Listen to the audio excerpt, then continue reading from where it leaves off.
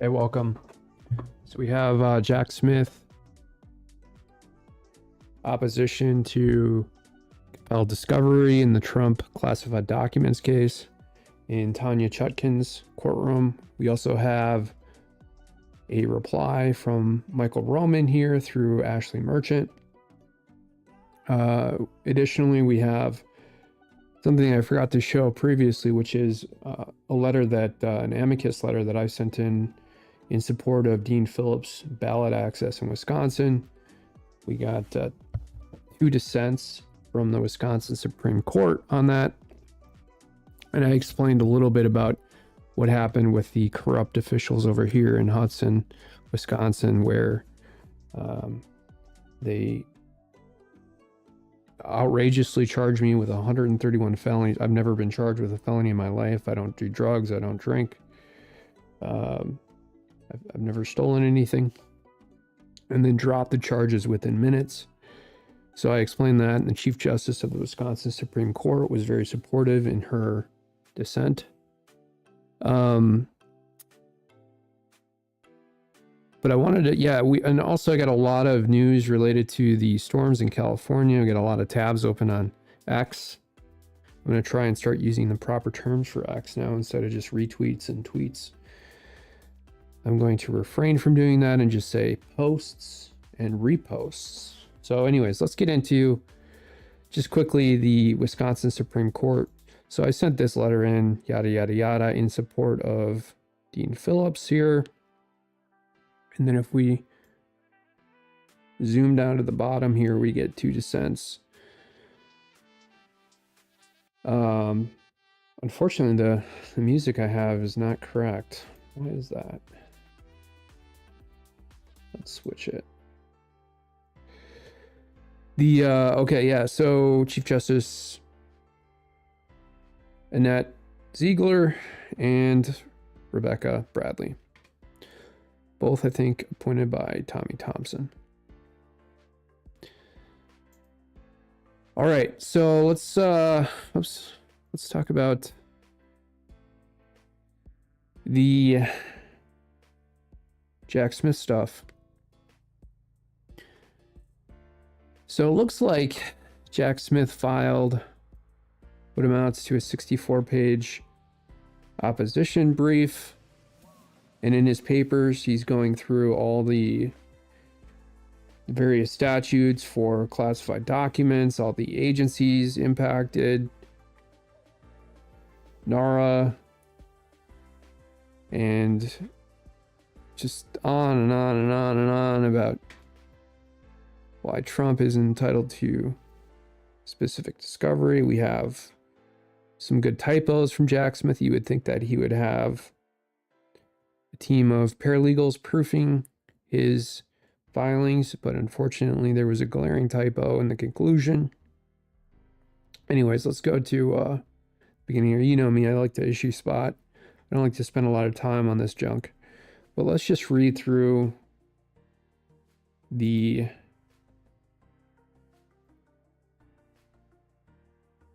introduction here. The defendants have received substantial, timely, and thorough discovery in this case. By early September 2023, the government had provided the defendants. Let me zoom out here. I thought I had that correct. Let's get the, I had this perfect when I started the preparation for the stream, and for some reason it is off right now.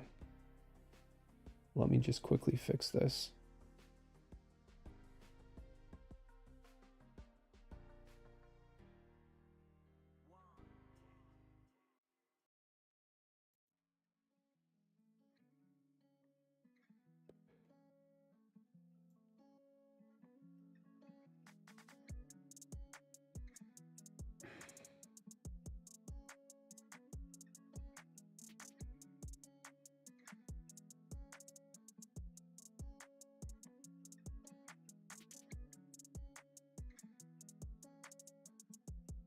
A little bit better. Let's see. Can we zoom out? Oh, we got it. We got it. We got it. That's good. Perfect. Okay. I think. Okay. Back to the introduction here. Had provided the defendants with over 1.28 million pages of discovery, including CCTV footage obtained in the investigation. Well, I mean, that's a pretty hardcore investigation for a couple boxes found at Mar-a-Lago. Since then, the government has supplemented its production as necessary. So what happened here, I believe, is, and again, I haven't been tracking this very well, but Trump's legal team had requested a bunch of documents related to January 6th. So trying to collaterally use this proceeding kind of against Jack Smith and against the January 6th committee, really against the Democrats in general, against the Biden administration, because we all know in federal court with this classified documents case that Trump is going to be found guilty. 99.8% conviction rate in these January 6th cases. If you not that this is totally linked to that, it's not, but we haven't had one case yet, and it's the biggest prosecution scheme in the history of the United States and the history of the Department of Justice, and there hasn't been one case that's been overturned yet, or one defendant. I think there actually was one charge that was that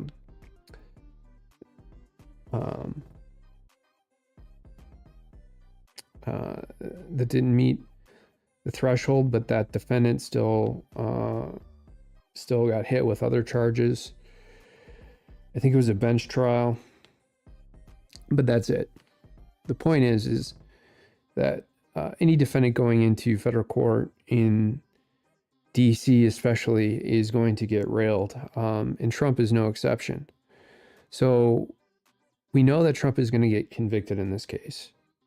It's just a matter of how Trump can use this case collaterally, in effect, to thwart some of the future prosecutions, whether that's January 6th defendants, or maybe even use some of this evidence in some of the other cases. I don't know how that would be linked, but it could be.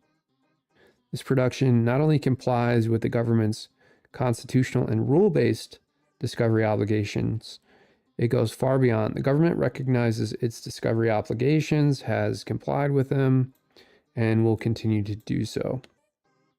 The defendants have nevertheless filed a lengthy motion to compel, in which they seek abstract on the scope of the prosecution team and various directives that the government provide them with a range of additional materials. The motion should be denied as legally and factually flawed. Discovery requests must be based on specific demands tied to the case. Interesting. So Jack Smith is calling Trump out for collaterally using this to get discovery in other cases for items material to preparing the defense. Instead of meeting those standards, the defendant's motion seeks non-discoverable materials based on speculative, unsupported, and false theories of political bias and animus. Well, that's funny. Jack Smith would say that this case is not motivated by any political bias and animus. I mean, that seems pretty far-fetched to me. Many of the requests are so generalized that it is difficult to decipher what they seek. Others reflect pure conjecture detached from the facts surrounding this prosecution. For still others, the government has already furnished the defendants with what they seek to the extent that the law requires. So we have an issue here with Brady, which is the famous case, Supreme Court case that's always cited in these criminal cases, where the government has a duty to provide any, discovery documents, whatever it is, to the defense within the scope of the prosecution. Touches on a number of constitutional rights, including due process. The government will explain below why the defendant's showings fall short of applicable legal requirements, but before turning to those arguments, it is necessary to set the record straight on the underlying facts that led to this prosecution, because the defendant's motion paints an inaccurate and distorted picture of events. The government will clearly err on those issues, not because the court needs to resolve factual disputes before denying the motion. It need not resolve the facts, but because the defendant's misstatements, if unanswered, leave a highly misleading impression on a number of matters. After that discussion, the government will turn to the underlying legal principles and their application to defendant's requests, all of which should be denied. A word at the outset about those requests. The defendants have scattered their requests throughout the motion. For the court's convenience, the government includes as an appendix to this response a chart enumerating what the defendants appear to seek. Well, I mean, okay, that's kind of insulting to Trump's legal team, and maybe that is true. Maybe it was scattered. Maybe it should just be in bullet points, listing out every single thing that is requested. The defendants also have filed a classified supplement in which they ask the court to compel production of various categories of classified information. This opposition responds to the defendant's request classified supplement with unclassified arguments to the extent possible. Additional responses are on the government's classified supplement. Okay. Goes into the background here.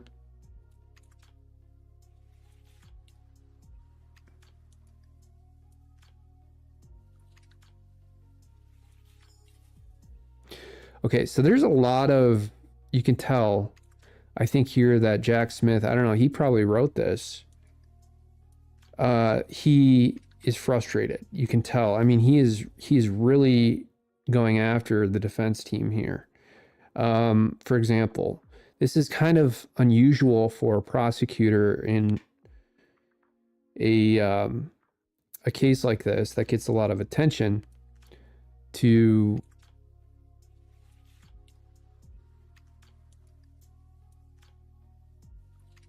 draft text here, to draft content here, to write with what appears to be kind of just a lot of anger. Their apparent aim is to cast a cloud of suspicion over responsible actions by government officials diligently doing their jobs. The defendants' insinuations have scant factual or legal relevance to their discovery requests, but they should not stand uncorrected. Put simply, the government here confronted an extraordinary situation. A former president engaging in calculated and persistent obstruction of the collection of presidential records, which, as a matter of law, belong to the United States for the benefit of history and posterity, and as a matter of fact, here included a trove of highly classified documents containing some of the nation's most sensitive information. Yeah, right. I'm sure it's probably like, memos between Trump and Meadows, or it's just, who cares? For all we know, they're probably like,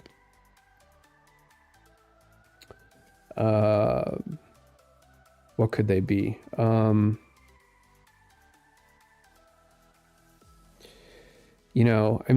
trying to make a big deal out of these documents, and they're probably so incredibly insignificant, or information that's already public anyways. The government classifies so many documents. They seal so many documents. It'd be interesting to see some research institution come out with some study on how many government documents are classified in certain agencies like the Department of Justice, federal courts, the executive branch. Because if you were to just out of the White House in general, probably 30 to 40% of those documents are either sealed by a federal court at some point or classified. Maybe that's a little bit too high of a number, but any number I think probably is too high. There's very few documents that should be classified, and they should be specific to military operations themselves. And Jack Smith is trying to make a big deal and saying, these are related to military plans about an invasion of a foreign adversary. Who is it, Russia and Ukraine? It probably is Russia. Everybody is saying it's something related to Iran, but it could very well be this whole Democrat scheme to go to war with Russia using Ukraine as a proxy, and Trump kind of standing in the way of that and keeping some of those documents. But again, it doesn't really matter. To develop its counter-narrative, the defendants cherry-pick exhibits and selectively quote from documents that the government itself produced in discovery, putting a nefarious gloss on innocuous events. But selective quotations from documents coupled with speculative leaps do not make for genuine factual disputes, much less, contrary to the defendant's claim, the necessity for an evidentiary hearing. The storyline that the defendants seek to develop is contradicted by the full text of documents they cite and by documents they ignore. The account that follows, which relies entirely on documents produced in discovery, corrects the misimpressions that the defendants create. Genesis of this case goes back to May 2021, when the government apparently requested that President Trump return documents, and Trump said, "Yeah, sure thing. I'll let you know." And Nara kind of reminds me of like narwhal or something, sea creature. Nara says, "Hey, we need those documents back. We need to take photocopies of them. We need immediate access, because we are citing the Presidential Records Act, PRA." The PRA kind of sounds like, what's that? Like the Republican Army, like the Irish Republican Army or something. What are they? I'm trying to think of like the NR? No, PRA. Anyways. Nara says, "Hey, Trump received letters from North Korean President Kim Jong-un and a poster board." Trump wanted to keep those documents because Kim Jong-un sent them to President Trump personally.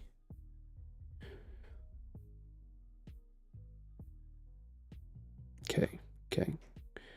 Delays. Yeah, I mean, everybody's saying, well, why didn't President Trump just return the documents? He could have avoided this whole thing. That's not the point.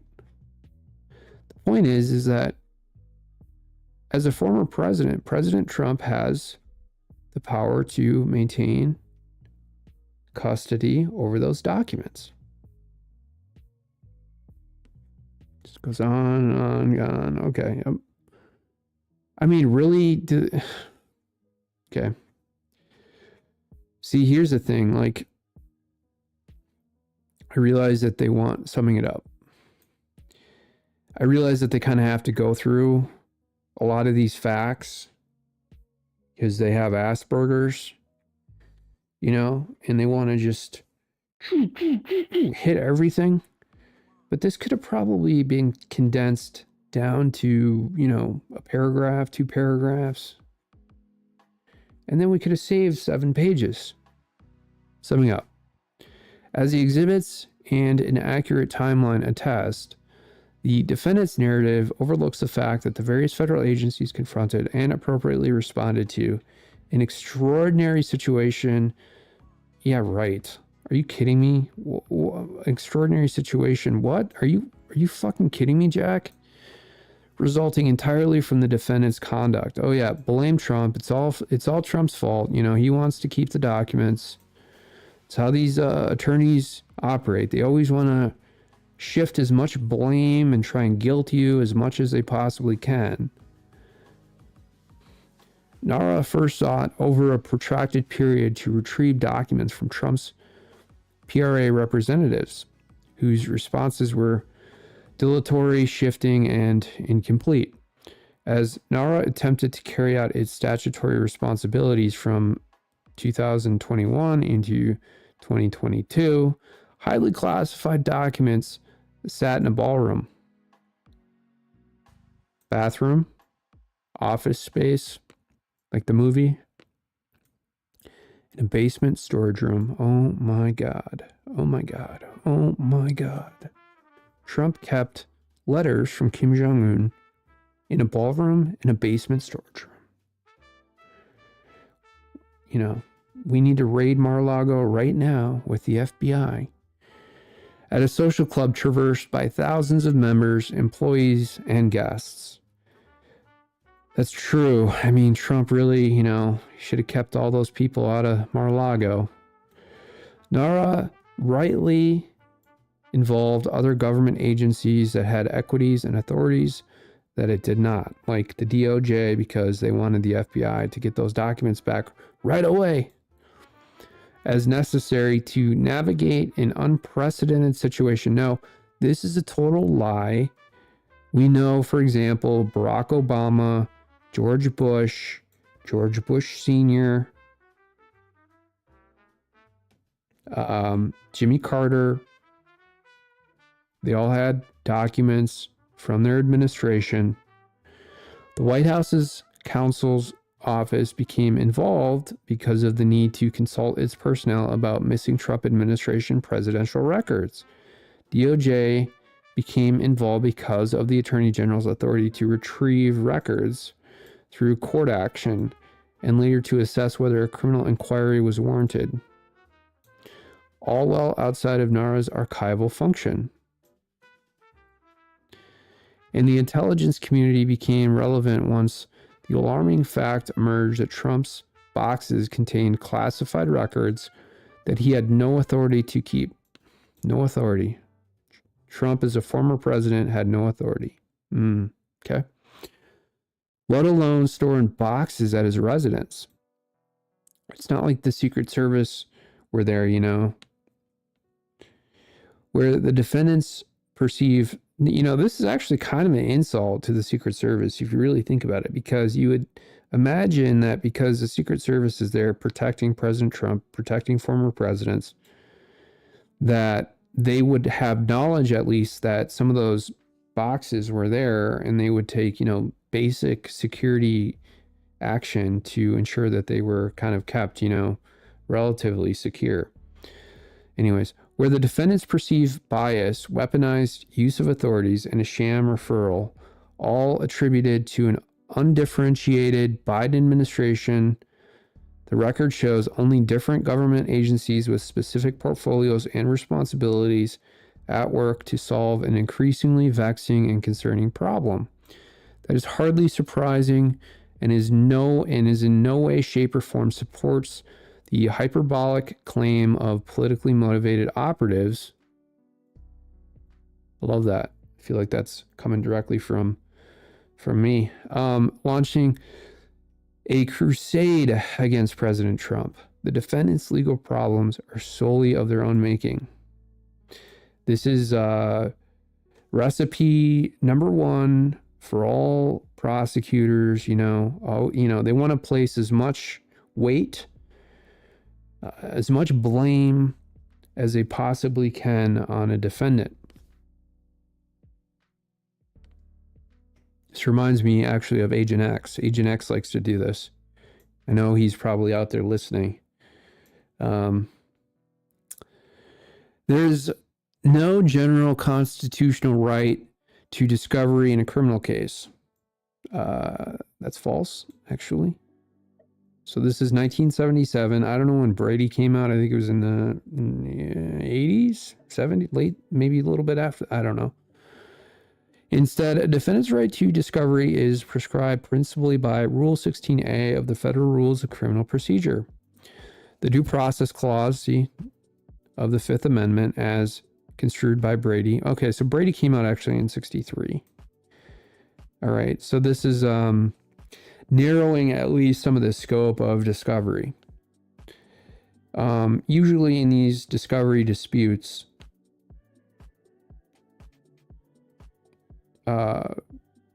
whoever the party is, the non-movant, whether that's, in this case, the government, wants to limit the scope, and then the moving party really wants to, maximize the delivery of information. So there are requests that can be made that sort of are not relevant and that can get shot down by a court. And so it's really up to the court here to decide, based on this dispute, which evidence potentially is relevant to the scope of this particular case and what is not. Because this case is heavy with classified documents and stuff, there's the DOJ has a taint team that goes in. And the taint team is kind of like this intermediary team that decides on what documents can be given to both, Jack Smith here and Trump's legal team. So in other words, what can be presented to the court ultimately. And the taint team then is a proxy or a firewall between Jack Smith and everything else.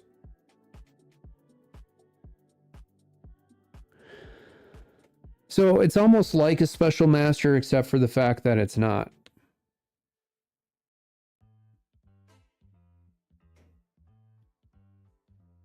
Okay, so to prevail on that motion, defendants must make 3 showings. First, they must describe the information they seek with sufficient particularity to demonstrate that the evidence is material to preparing for the defense. Under Rule 16, or material to guilt or punishment, under Brady, second, they must demonstrate that the information they seek is within our government's possession, custody, or control. Third, the information they seek must not be protected from disclosure by applicable privilege. So that's kind of an issue in this classified documents case. There's probably going to be some work product privileges asserted in here somewhere, as well as, again, all those, confidential and classified privileges.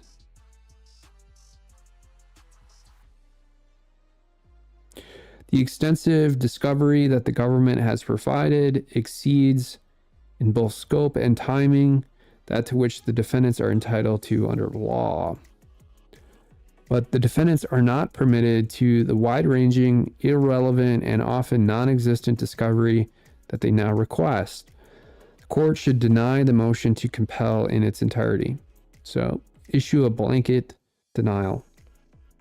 Now, will Chutkan do that? No. I mean, usually these courts will try and cut the sandwich in half. So, you know, if the government here is trying to restrict the scope and Trump's legal team is trying to widen the net, it's going to be kind of, you know, the middle layer there then that's chosen if it was a fair proceeding.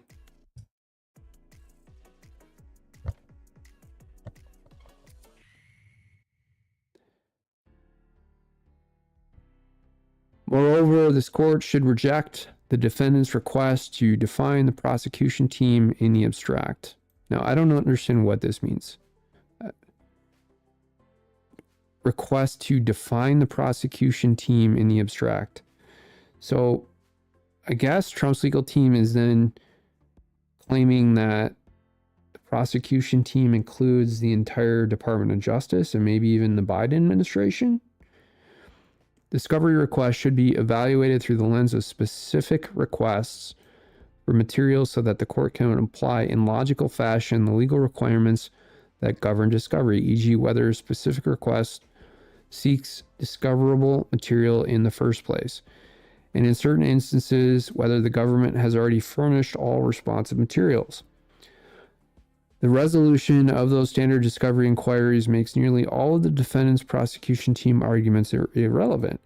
If instances arrive in which the court still needs to determine whether a particular item is within the government's possession, custody, or control, Federal Rules of Criminal Procedure 16, and this one, A1E, focusing on what items are at issue will help narrow the zone of dispute. There you go, narrow the zone.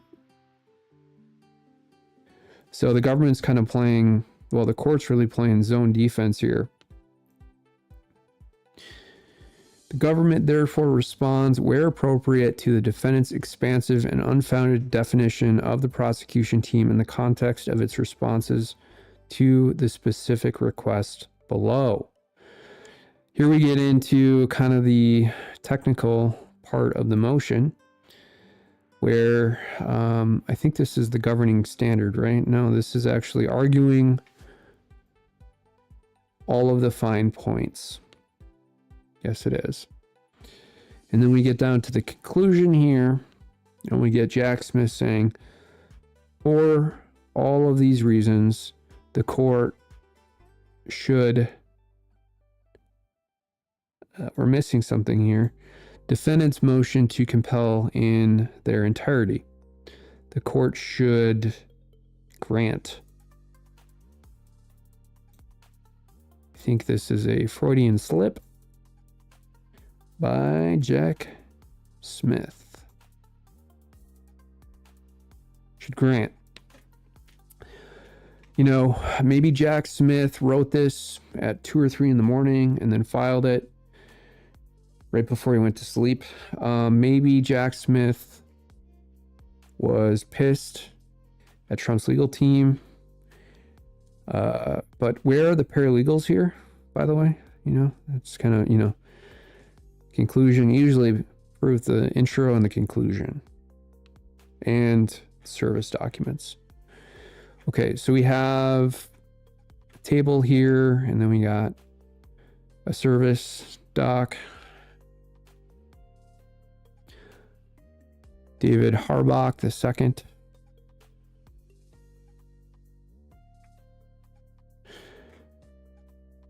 February 2nd, 2024.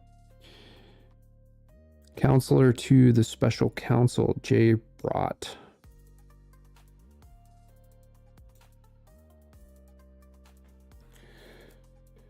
All right, so interesting. We can move on a little bit to your boy's reply to Fani Willis's admission that she had an affair with Nathan Wade. Some very colorful commentary here in the intro. This is Ashley Merchant, who is an attorney for Michael Roman. And, you know, this is like, I mean, this is like a gold mine here. And, you know, there's another nugget here where Ashley Merchant apparently supported Nathan Wade when he was running for small claims court against a small claims court judge or actually there was some misdemeanor proceedings in that court as well. So it's sort of like a magistrate court with against another incumbent judge named Reuben Green. And so I think that adds actually some credibility to what Ashley Merchant is saying, because Ashley Merchant is saying, well, I supported Nathan Wade when he was running for this office as a judge, as a magistrate. Yet, you know, I am openly disclosing the fact that Nathan Wade is schlepping Fani Willis. And, you know, there's a couple of attachments, exhibits here that show, I think in more detail, maybe they were attached to previous discovery requests, but that were appended to these motions.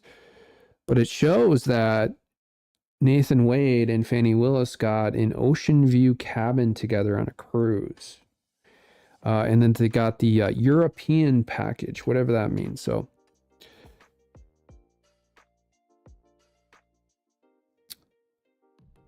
let us be clear.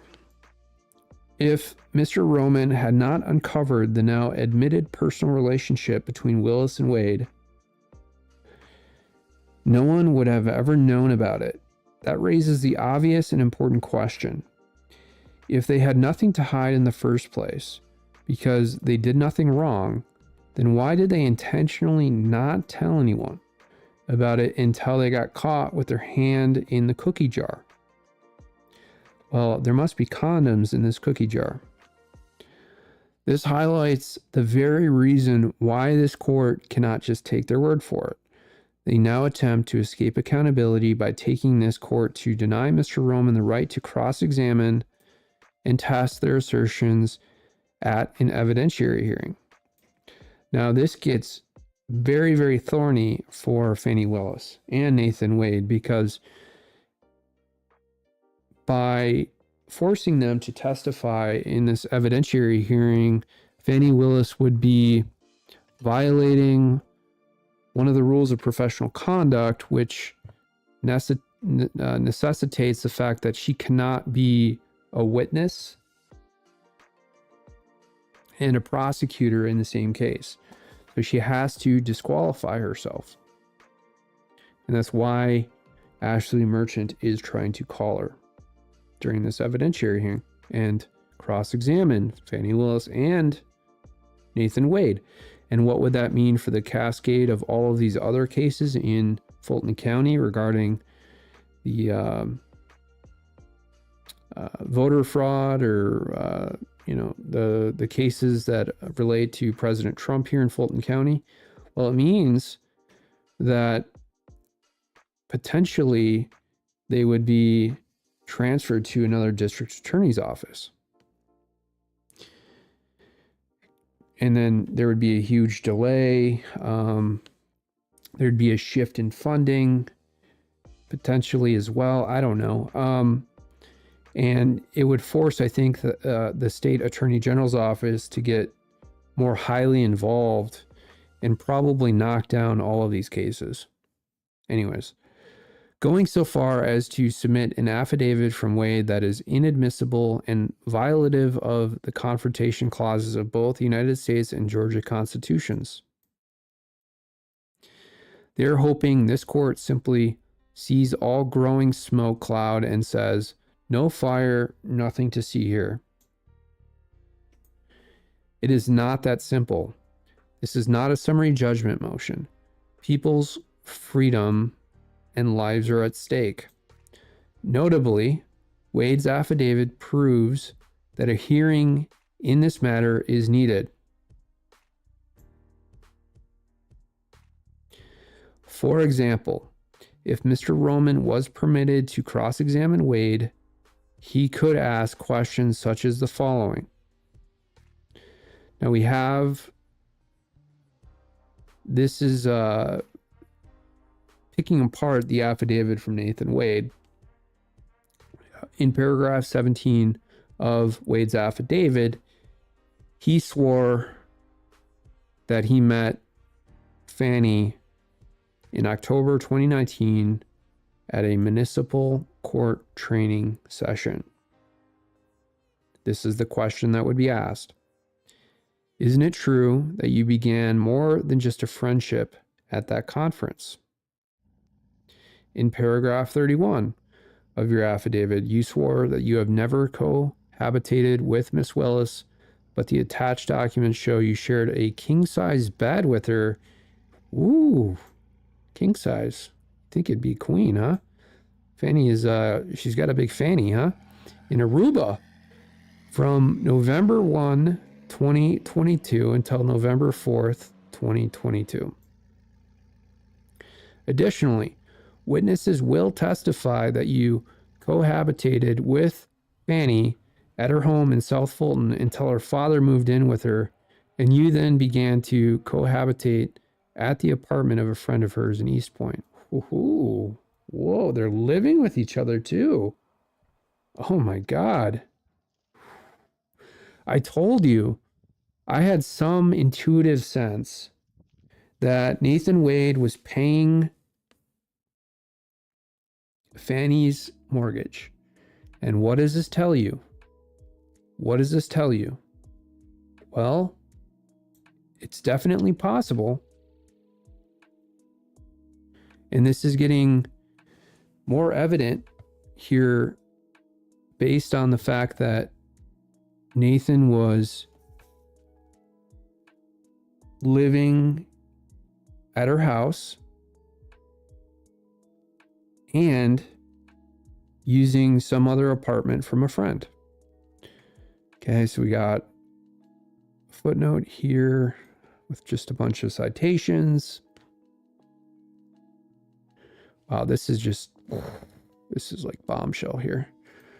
Additionally, witnesses will testify that you cohabitated with Fanny at an Airbnb in Hapeville that was paid for by taxpayer money. Holy shit. To serve as a safe house. You mean a trap house? Trap. Probably doing drugs there. For you and Fanny. There you go. Game over. The state response also states that as Nathan has significant trial experience. This experience is so significant that he should welcome the opportunity to testify as to the specifics of the cases he has tried and enjoy the candid transparency that would bring to the process instead of hiding behind an unsubstantiated claim that he has tried complex matters including murder, rape, armed robbery, aggravated assault, and drug trafficking. Oof. To put it plainly, he has given this court and the public no reason to take his word for it. A hearing is also needed because it appears that the district attorney's office is not being entirely candid and transparent as they allege in their response. For example, the state attached to its motion as Exhibit H a contract that Mr. Robin has been asking for but has never received. Erica Willingham, the Open Records Office for the Fulton County District Attorney Office, responded repeatedly that she had given undersigned counsel all of the contracts that had existed between the Fulton County District Attorney's Office and Nathan Wade, but yet this contract was not contained among those. This creates important factual questions. Oh, wow. So here we go. Footnote 3. We get some credibility from Ashley Merchant. And then we talk about how Nathan Wade was found in contempt just a few months ago, while this case was ongoing, while this case was proceeding. I think that's important. I believe that it was in, Cobb County. So it was in the county next door. I mean, that's pretty important for a case like this. If he's a special prosecutor and he is being held in contempt simultaneously,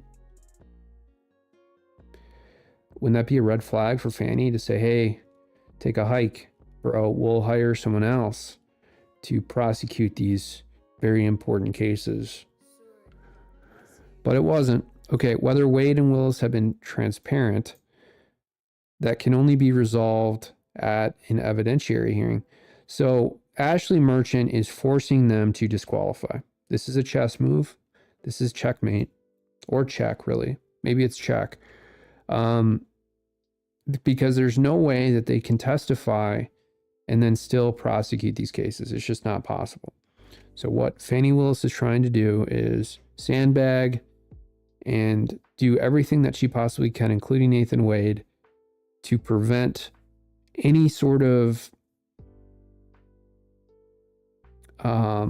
attempt to compel them to testify at this evidentiary hearing. Because if the court requires it and orders that they testify at this evidentiary hearing, it's game over. And they'll probably have to take the fifth.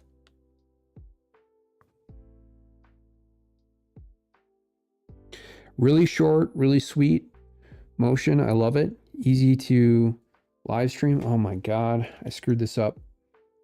Sorry about that. I'm a one-man operation here. The state's response also blames Mr. Roman for not supplementing his motion once the divorce file was unsealed. This is the exact purpose of an evidentiary hearing, and Mr. Roman intends to present the evidence at the hearing. This is a criminal case, not a civil case. The burden really is on Fani Willis, by the way, to supplement the record if these were unsealed. And Nathan Wade. It cannot be decided on ex parte self-serving affidavits. Some of the individuals whom Mr. Roman has subpoenaed to testify have personal knowledge that Wade and Willis's personal relationship began before his appointment as a special prosecutor. In other words, they have knowledge that the assertion by Willis in the state's response and in Wade's affidavit are both false. Holy shit. They're going to try and bring Nathan Wade and Fani up on perjury charges. This is the reason Mr. Roman is entitled to cross-examine the state's witnesses, including Willis and Wade, on these material facts, going to the heart of the issue of whether they should be disqualified.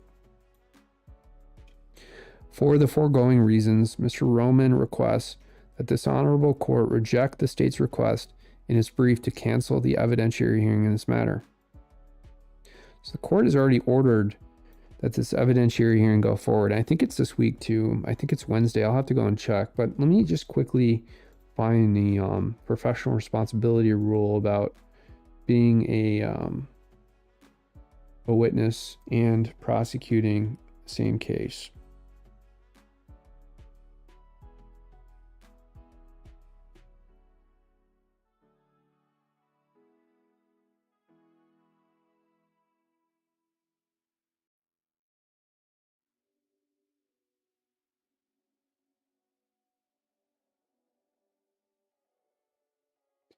Rule of professional responsibility, rule of conduct. No, I'm sorry, I'm trying to Google here.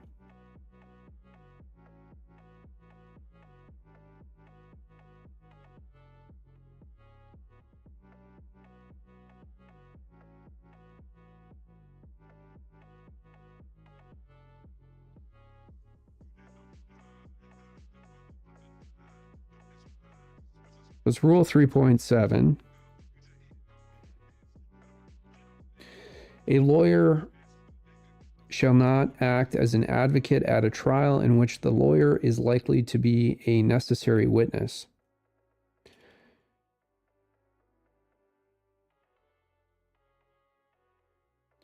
Rule 3.7.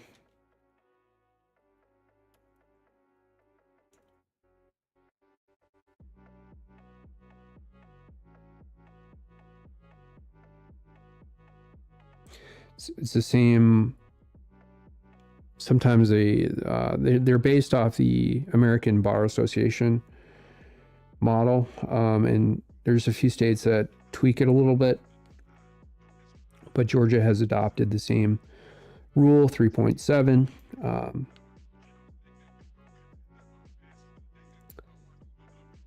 And once rule 3.7 is violated, Fani Willis has to be disqualified, along with Nathan Wade. Okay. Let's switch into some of these important tweets, posts on X. I'm going to try and use different language.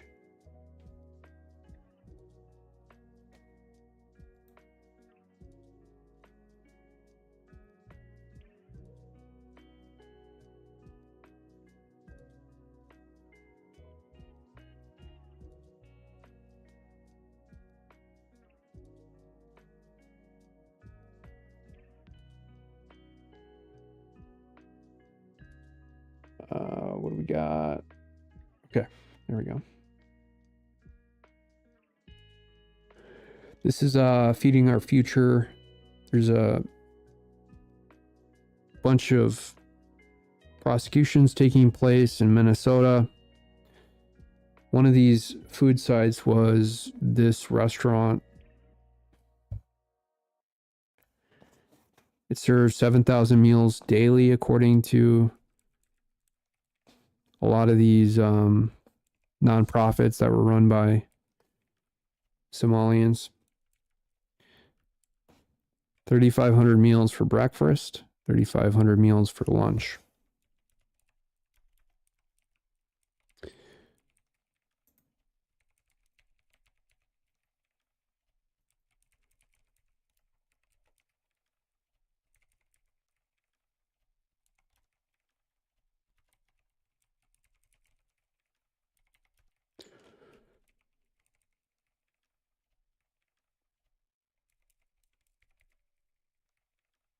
Some guy waving some Trump flags.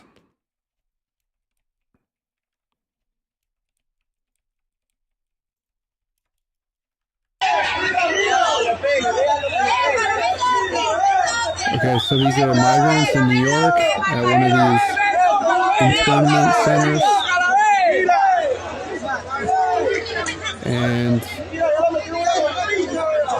there's some cops in here, New York City cops. There's a fight of some kind going on. And a bunch of these migrants have smartphones and they're taking videos.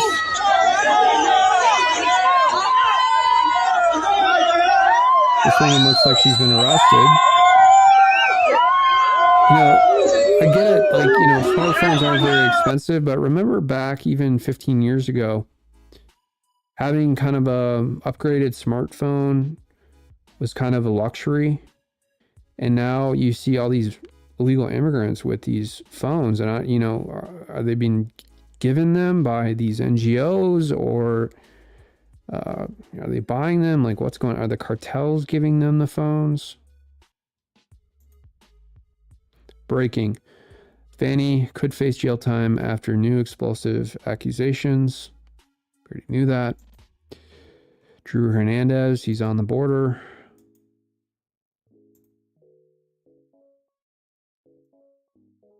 Of illegals, they have an entire illegal encampment. We just showed up. They have their campfires going on, and I think they think we're here to pick them up.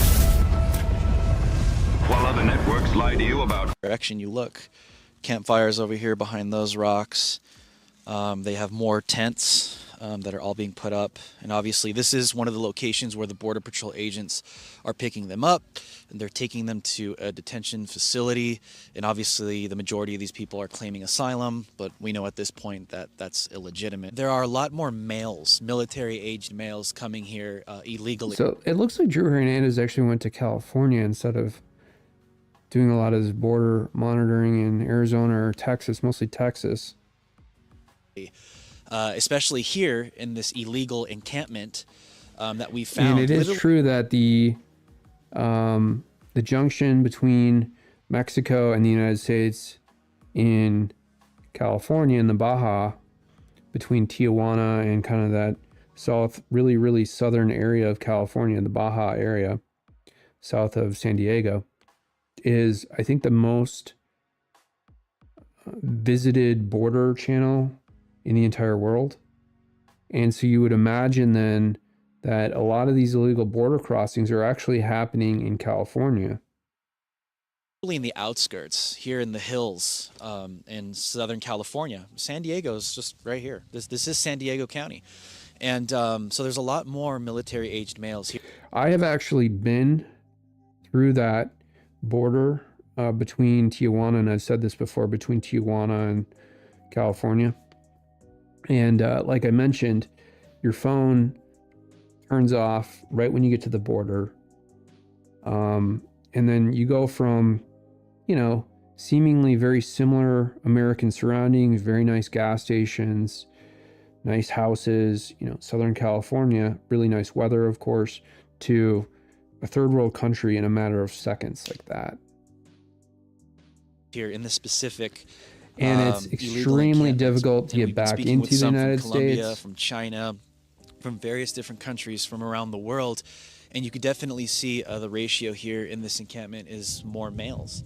So what's interesting about that is predominantly California. So Drew Hernandez California is kind of flying presumably under the does radar when it speak comes to Spanish. the coverage on the border invasion, but at I'm the same wondering why, time, and maybe the that's not majority of true. what I'm not Democrats hearing, and even some rhinos. I'm not hearing Drew Hernandez speak Spanish, but if he does, I mean, he should really utilize those Spanish skills to interview these illegal immigrants. They're trying to tell you is that, well, the majority of the migrants coming inside of the country seeking asylum are either family units or they're women and children.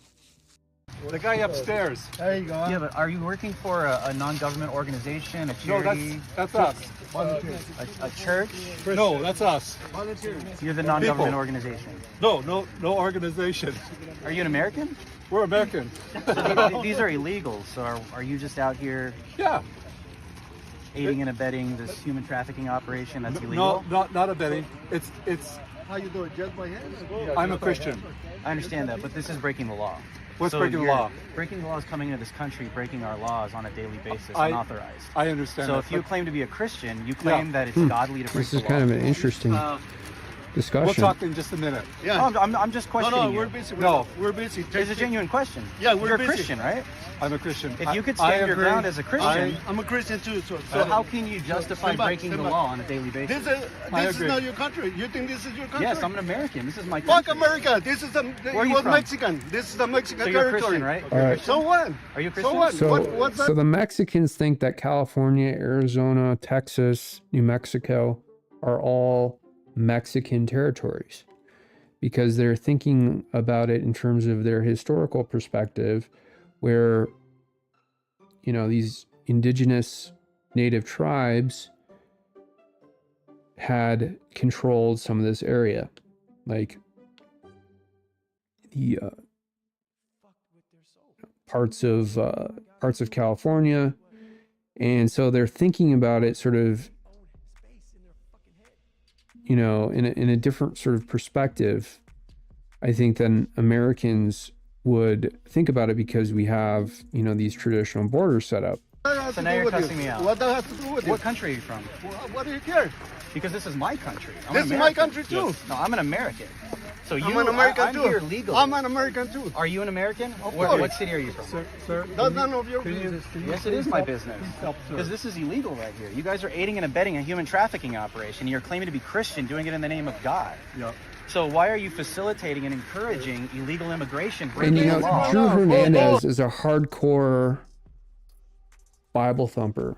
And this is why it's really interesting, because he's arguing with someone who is a self-identified Christian man, this tall guy here, who is handing out food to illegal immigrants. And, you know, you can't blame him, because you do want to help people. I mean, if someone is hungry, I'd want to help them, you know, feed them, give them food. Are you doing that in the name of Jesus, Go better sir? life. I'll be. But you do understand So in the name where of Jesus, you guys are breaking the law. Drew Hernandez is coming from. You know, incentivizing illegal immigration. Go Thank busy. you. Get a life. I understand you're Get a you're life. busy. Get a life. This Go is busy. my life. I care about my country. I care about that? illegal immigration. Yeah, I know. I care about human trafficking. I don't understand how you're going to do that in the name of Jesus. And I'd like to have a conversation about that. I think theologically speaking, you should Yeah, be able go to get a defend mirror. yourself. Go get a mirror and conversate with it. I have the Bible. That's what I have right now. So I'm questioning you. As lawlessness abounds as a Christian, how... You represent American? Yes, You I'm an represent American. So I'm an what? American, So what? sir. I'm an American too. Tell me what to do. This is my... Illegals encampment here in Hakuna. All right.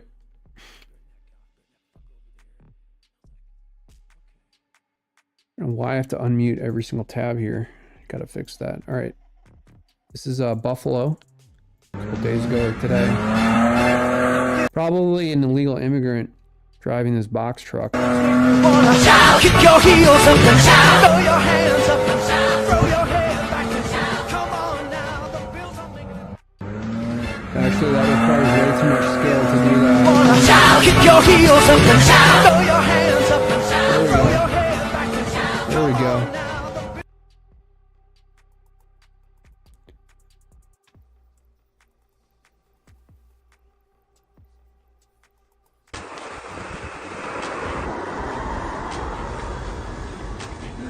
Hello? No, I'm okay. You okay? Yeah, no, I was just All right. setting my purse on fire because it was cold. Oh. She's setting her purse on fire because it's cold. Hello? No, I'm okay. You okay? Yeah, no, I was just All right. setting my purse on fire because it was cold. Oh. Probably a crack addict. It's pretty sad. Matt Gaetz led the charge, stating to the American people that Speaker Johnson would be releasing all J6 tapes to the public. Mike Johnson said he kept his promise. Real Anna Paluna confirmed J6 tapes were released. MTG called everyone liars and grifters. Have the tapes been released yet? No. So why hasn't a motion to vacate the chair been made yet? How many more lies are Republicans going to tolerate? Well, okay, there is a valid concern about releasing all of this data at once, where you need to blur out images if the DOJ is going to, once this information becomes public, try and prosecute more people, which makes sense. And I think that Mike Johnson has said that a couple times, and then the DOJ has fired back at him and saying that, why are you protecting people who, are insurrectionists on J6?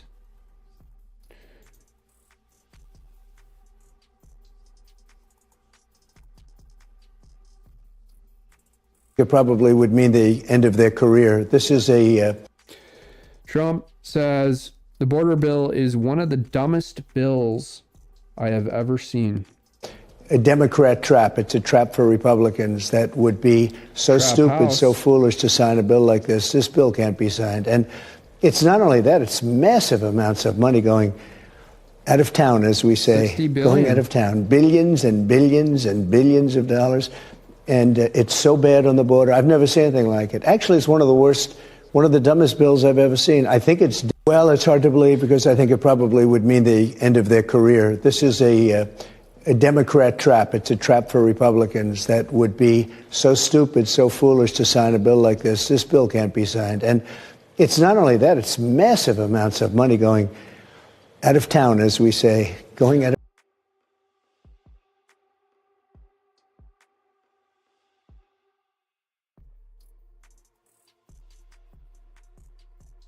cameras to be focusing on.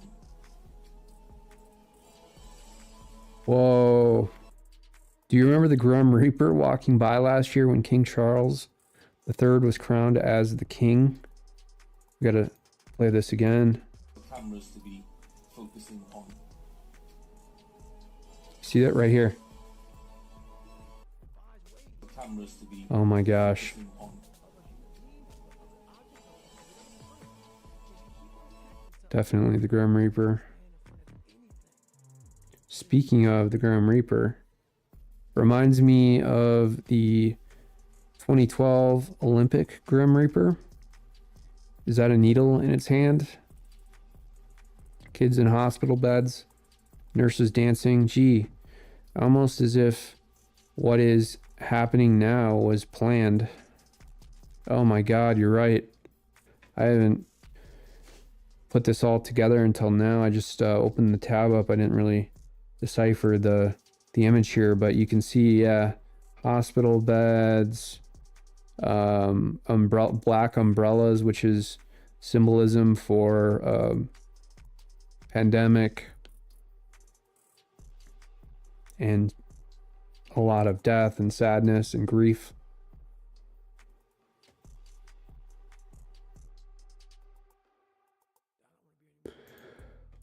We had the storms hit California. We got some videos of that.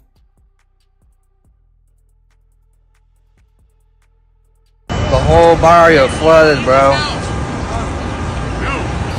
it's gone, bro. At least the dog's safe. Everyone's out safe though. It looks Dang, what happened to flood insurance, huh? like got our neighbors up on the roof. The whole barrio flooded, bro.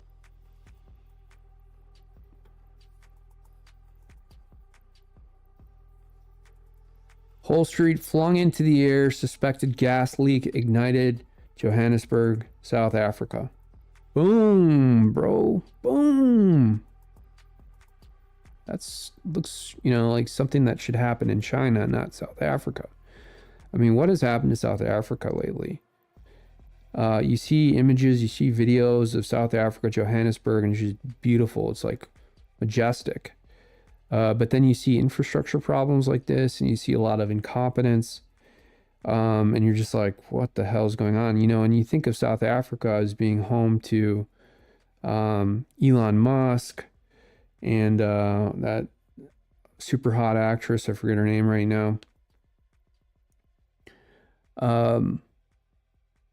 Charlize Theron. Her name just came to my mind.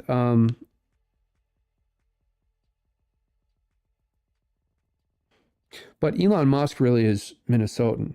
You know, he just released a bunch of records showing that his family is from Minnesota. His family actually fled Minnesota and went to South Africa because they were being persecuted. They're from the Pequot Lakes region, where a lot of Germans settled. Boom. Boom. So it's interesting too, because Elon Musk, his mother, posted a bunch of documents showing that they're from Minnesota, and you know how hard it was for them to get citizenship in the United States after the fact. And you know, Elon Musk choosing to go to the University of Pennsylvania. You know, I've had a lot of my issues are with women from University of Pennsylvania for some reason. Women that I've never even met, seen, or spoken to.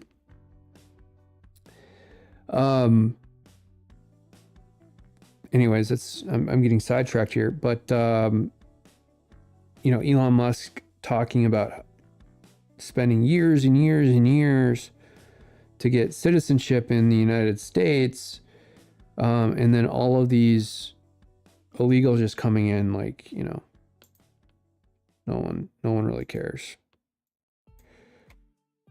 Another video. Unmute. Okay. Oh my God. Oh my God, this is Long Beach. Flooded.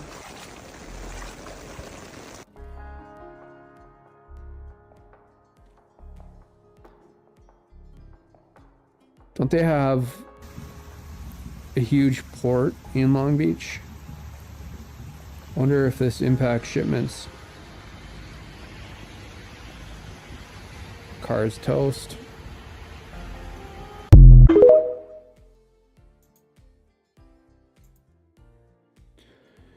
Hodge twins reposting, quote repost, which means they're working with the feds to censor true information, so we are in the dark. This is the internal nested tweet here is Microsoft CEO says the company is working to address election, quote, disinformation and misinformation. They definitely are. I think Bill Gates is behind that because Bill Gates is really pissed about how he has been so utterly exposed, forcing him now to post anything on Instagram or Twitter with censored, no one can reply to his post because there's so many people out there that are just fucking pissed at him. Mario Newfall says, breaking, Amazon banned COVID books. Documents reveal Amazon suppressed books skeptical of COVID-19 vaccines after pressure from the Biden administration.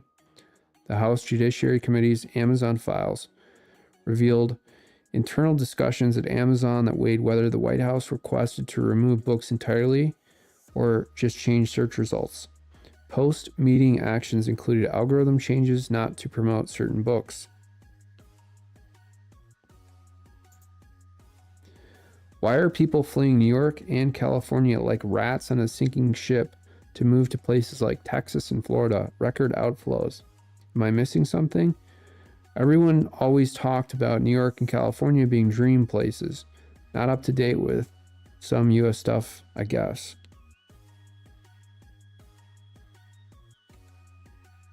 Can't see this at all, can we? I fucked this up, as usual.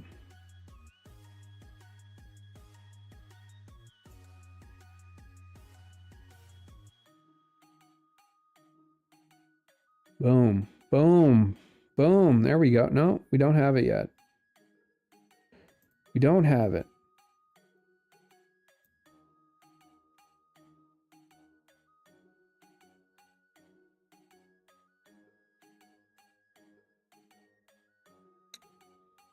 That also sucks.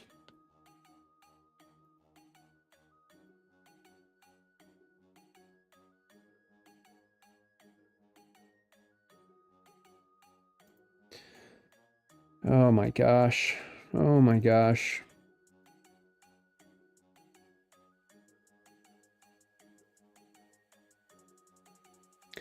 Why is this thing being such a... Fuck it. Let's do this.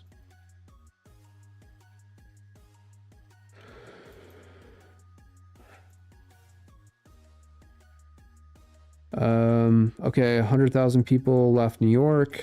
10,000 people left Pennsylvania. A lot of people left Louisiana. 75,000 people left California. 7,000 people left Oregon. Okay, so falls in 2023. So the big outflows came from New York and California. 100,000 people left New York and 75,000 people left California.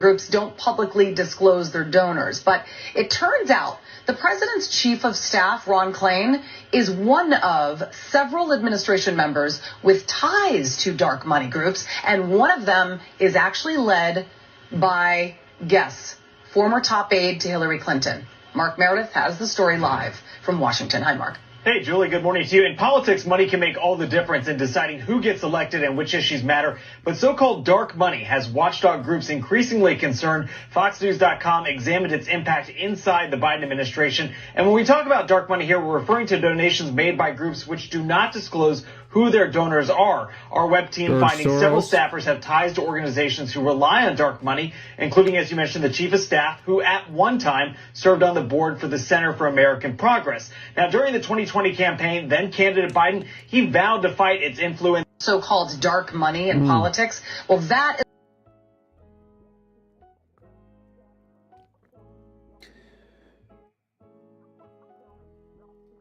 Whistleblower, 20% of New Zealand's vax population has died.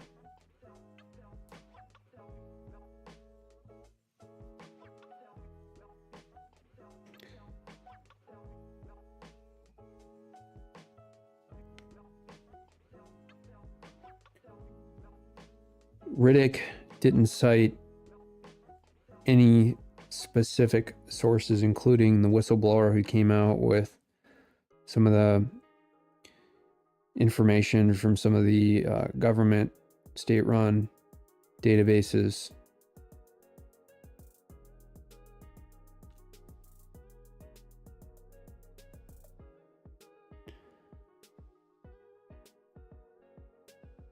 Why is the government spying on every person in the country? Sounds to me like they're a bunch of paranoid conspiracy theorists who are afraid of their own citizens.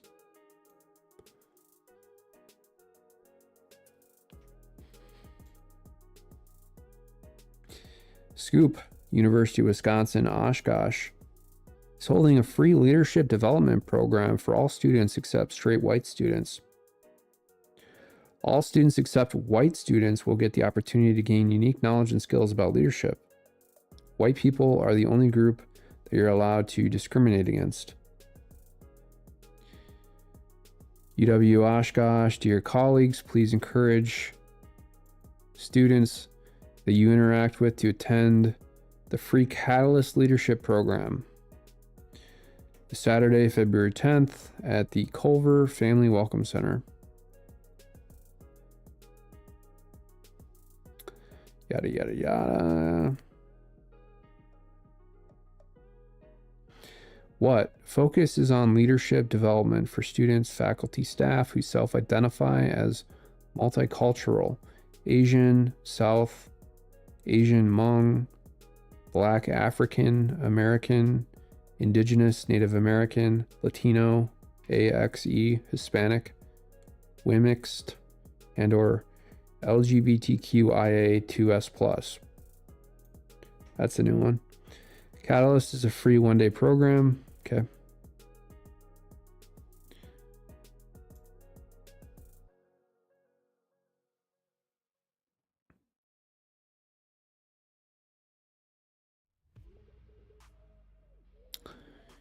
Right, so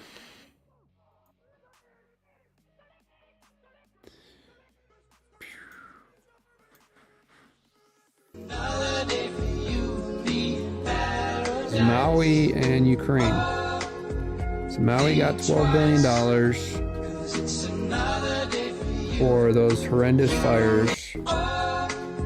And this is a freeway in Ukraine. And they've been given $170 billion, including had all of their salaries, their government salaries paid for by U.S. taxpayers,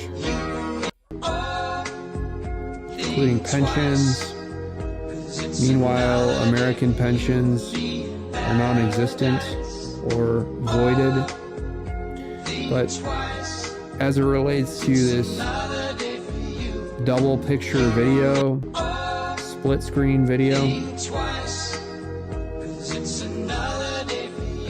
the freeways here in Ukraine look pretty nice.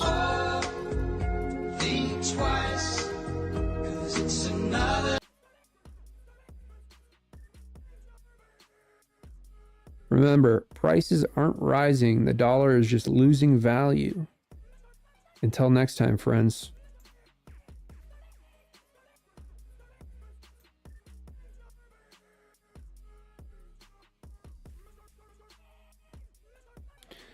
Corporations are making record profits.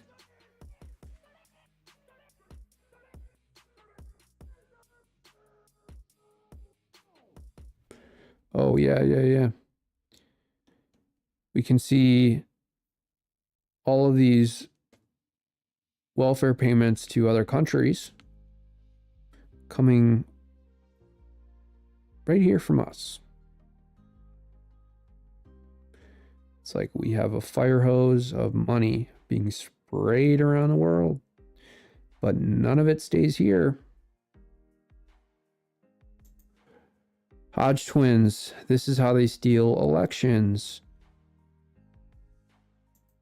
This is actually very good. Many states automatically register anyone with a driver's license to vote. No citizenship verification. Ballots are then mailed out and ballot harvesters pick them up, mail them in, making fraud traceability impossible. In Minnesota, they just signed legislation to allow illegal immigrants to drive, so giving them driver's licenses. Why? Because they want to continue to rig elections in favor of Democrats in Minnesota. And Minnesota, I mean, man, it's just wild. It has become incredibly corrupt over a very, very short period of time. And it is largely due to schemes like this, allowing illegals to vote, and then you have zero traceability on where these ballots are coming from. And if you look statistically at some of the numbers from elections in the non-developed parts of Minnesota, meaning like outside of the metro area, it's mostly Republican or conservative territory. And you have Republicans winning a lot of those contests, where then you get into Minneapolis and St. Paul, where most people live, and it's statistically not aligned, I think, with what you would see if elections weren't rigged. Jack Poso, did anyone remember voting for America to undergo massive demographic change in a tight 30-year span? And we aren't even allowed to talk about it? Got turd. We got Schumer trying to legislate crime. Oh, we got Schumer. That is not reproducing it on its own with the same level that it used to. The only way we're going to have a great future in America is if we welcome and embrace immigrants, the dreamers, and all of them, because our ultimate goal is to help the dreamers, but get a path to citizenship for all 11 million or however many undocumented there are here. Now more than ever, we're short of workers. We have a population that is not reproducing it on its own with the same level that it used to. The only way we're going to have a great future in America is if we welcome and embrace immigrants, the dreamers, and... Maybe that's because, you know, I don't even want to go into all the reasons, but, I mean, the American citizen is being attacked on all levels. From the court system down to just the regular corporation level. And for Chuck Schumer to make these statements, it is truly outrageous. In our state, illegals will be given jobs over Minnesotans. You'll have leave, but it won't be paid. The nested post here is from Representative Betty McCollum. Minnesota took action to provide workers with comprehensive paid leave starting in 2026. In our state, you won't have to choose between your job and your family. On the 31st anniversary of FMLA, there's a significant and growing need to make paid family and medical leave national law. The paid leave stuff is to allow corporations to continue to monopolize all areas of business, all markets, because they are the only ones that will have the revenue, the cash flow, the reserves to pay for all these workers to go on leave whenever they want. I think it requires business to provide, I don't know what it is in Minnesota or what it is in other states, but I'm just guessing here, like 3 months of paid leave per year. And you know, it's optional, I think, but it will be abused from the outset. And I can already tell you who it's going to be abused by. It's going to be abused by women, number one, and number two, by freeloaders in general. Probably minorities, illegal immigrants, not black men, like minority, just I would say like probably just women, probably just a lot of women abusing it, because you know that it's the OnlyFans economy. You know, all you have to do to make money is to be alive if you're a woman, right? People are throwing money at you all the time. Men have to like break their arms, you know, whittle their fingers down to nothing in order to make $1. And so, you know, they're not going to be getting the paid leave out of this. Another train wreck. The nested post here is a meme. It's like a political cartoon. Oh, this is Ronna Romney McDaniel. Kentucky losing, Ohio losing, Pennsylvania losing, Virginia losing. Train wreck. And this is Mitt saying, good job. GOP vote. Me showing off all the bigot badges the left has given me. That's a lot. Probably a accurate count too. All right, we got nothing for East Palestine, nothing for Maui, but we got 91.6 billion for foreigners. 30,000 people a year die in Canada waiting for basic health care. And you want to know how I feel about King Charles's diagnosis? Fuck off, bitch. Fuck off, bitch.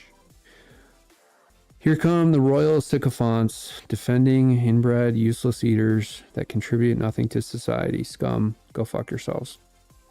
I love it. Love it. At his age, he wouldn't even qualify for the list of care. I don't know what mate is, but... Oh, fuck off. Berman. Yep. Well, look, I mean, maybe, I was telling my brother this. I think Charles was kind of designed as a firewall or a proxy between Epstein and Prince Andrew to try and give Prince William a fresh go of it, and his wife. And, you know, there's just so much propaganda about his wife being such an amazing woman and how humble she is and all this other bullshit. It could very well be true. I'm not trying to shit on her, but, you know, I think Prince William, you know, apparently he was a helicopter pilot at one point in the Coast Guard equivalent in the UK. And he, you know, it was just a PR thing, because then they would send in journalists to take pictures of him going on these fake or really easy trips to pick up people, you know, where their engine died and they were out on a boat or something. Nothing very serious. To make it, you know, puff, to just generate just an endless list of puff pieces about Prince William. So I think if anything, he needs to do an Elon Musk. He needs to hit the ground. And I mean hit the fucking ground. Like, go out and work. Do some real stuff. Not, they say working royals. That means like traveling and meeting people and doing all these, you know, meet and greets. That's not work. I'm talking about real work. Like, go to factories. Ask Elon Musk what to do, you know? Try and engineer some stuff like on your own. You know, if it were me and with my skills, you know, I would be programming things. I would be building things. IRS to boost enforcement workforce by 40% by year-end 2024. What does this say? This means that our empire is coming to an end. They're going to try and persecute any last one of us, and they're going to try and, you know, get as much blood out of a turnip as they possibly can. If true, yikes.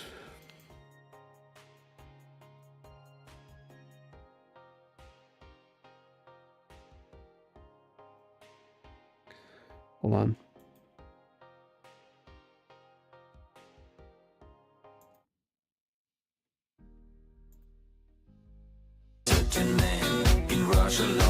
Putin allegedly says he has satellite images of trucks with gold leaving Building 7 on 9/11 and where it went.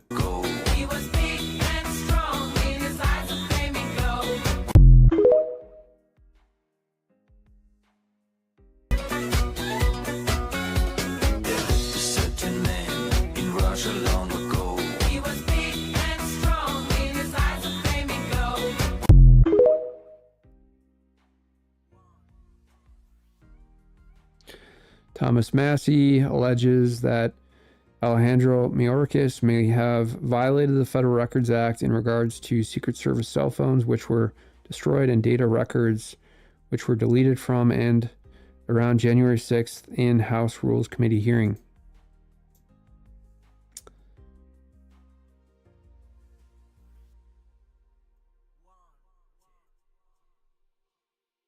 Yes. Oh, that's okay. So Benny Thompson chaired that committee, and all the data is now gone. He committed multiple felonies by deleting evidence. Will the DOJ investigate? No. China's stock market has lost $1 trillion in value over just 13 trading days. We're going into the crash, people.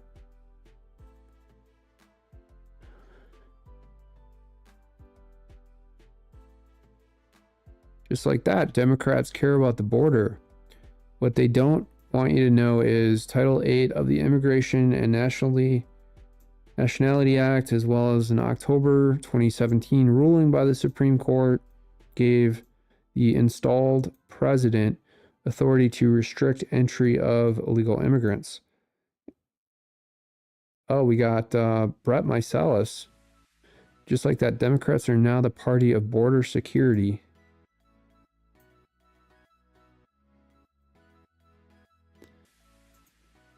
Huge. The Dutch farmers have now blocked the border crossing. They're still protesting against the World Economic Forum agenda.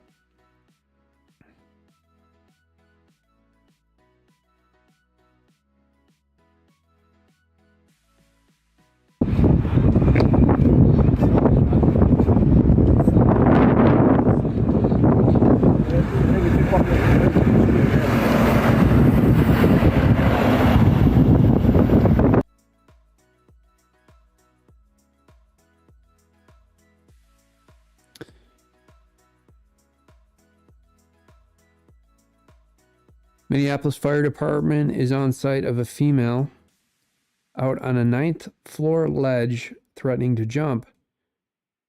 Negotiators requested 2700 block of East Franklin. I know exactly where that is. All right, we got one more video to play. It's a TikTok. Find it, find it, find it. There it is. Make sure it's showing up correctly. Maybe. Is it?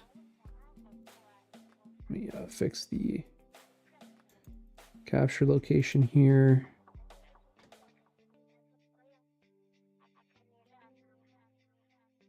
There you go. All right. So yesterday I accidentally discovered that the CIA was heavily involved in producing the vaccines. How do I? Okay. What a rabbit hole. This one's going to go deep, but I'm going to try to speed run it as fast and concisely as possible. I was a little confused when this video got completely throttled on such a big account compared to like hundreds of thousands of views. Let me get the capture better.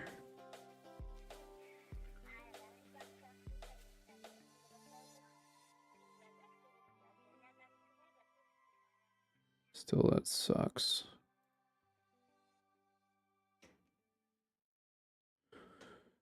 I had no idea what I had just stumbled across. On X, we were doing work, and Homegirl put me on a thread that is pinned to the top of her profile, and I started double checking all of her work, and it just went from there. So speedrun. Yesterday, Pfizer had a really bad day after a really bad year. Looking into Pfizer's board of directors, Scott Gottlieb led me to this company called Resilience. Also note Illumina, just for a second.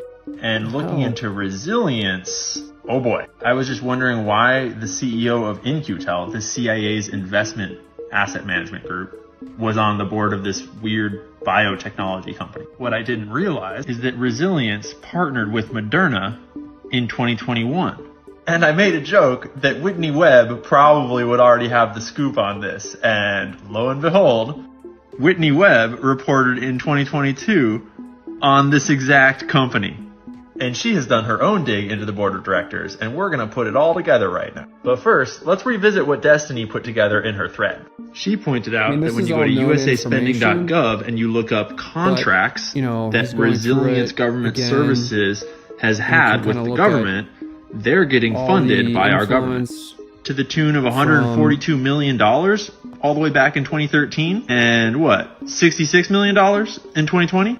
But they're also known by 7 other names: Nanosphere, Nanotherapeutics, Ology. But I noticed that this address that they give on this website is not the same as on Resilience's own website.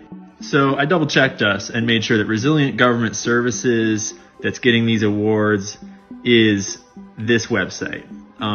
Just to make sure we're all on the same page. Yeah, we're on the same page. When you look up Resilience on Crunchbase, they're being funded by the U.S. International Development Finance Corp., the Department of Defense, Google, Lux Capital. They've apparently raised $2.5 billion. If you look up Nanosphere on Crunchbase, they've been funded by Allen & Company and Bain Capital. But now let's dig into the team at Resilience, starting with Robert Nelson, better known as Bob. Whitney Webb put me on to this article where Bob Nelson is real tight with Luciana Borio.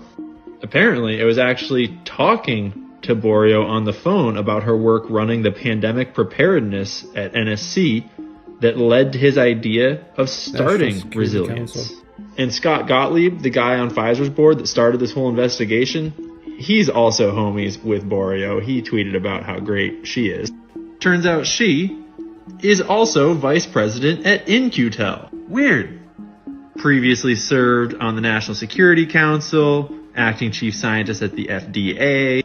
She's an infectious disease physician who, has ties with Bill and Melinda, the Council on Foreign Relations. And for some reason, Goldman Sachs wants a consultant that is an infectious disease physician. Because, banking and infectious disease physicians are like tight. Then we have Drew Owetting, who is the co-founder of 8VC Capital Partners, which is private equity. Co-founded with Joe Lonsdale of the PayPal Mafia. Joe Lonsdale worked with PayPal while he attended Stanford. But more importantly, Elon Musk is coming from. So Elon Musk, is part of the PayPal Mafia with Peter Thiel, Max Levchin, a couple others. So he's well aware of all this stuff. And I think that he's been a little more aware of it than he's let on, at least publicly on Twitter or X or in media interviews. And maybe he didn't know directly some of the major harmful side effects from the vaccines, but I think he knew some of the underhanded stuff that was going on, especially as it relates to just the funding mechanisms for like In-Q-Tel and all the other little companies, proxy front companies that he just went through in this TikTok. So I think he's packaging it all together pretty well at this point. Palantir. This Palantir, the one that's pretty much a CIA company designed to network all of our data and give it to these people and these people. So what is that, like 4 connections to the intelligence community now? But wait, because we don't want to skip old Bob Kerrey, who is also on the board of directors, who is an ex-Navy SEAL who served in Vietnam, and according to one of his SEAL team members, Klon, the team rounded up the women and children from the shelters and decided to kill them and get out of there for fear that they would alert enemy soldiers. Obviously, he made that up, though. Kerry responded by saying, "That's not my memory of it," and accused Klon of being jealous of him. So what has he been up to since his time in Vietnam? Well, he was on the 9/11 Commission, and he was a big part of Allen and Company, specifically a managing director at Allen and Company, according to Tenet Health, where he's on the board. Worth noting that the former director of the CIA is also associated with Allen and Company. George Tenet. Yeah. They are a low-profile banking boutique that has no website. They work on high-profile deals. Oh, high-profile deals. This is what socialism looks like.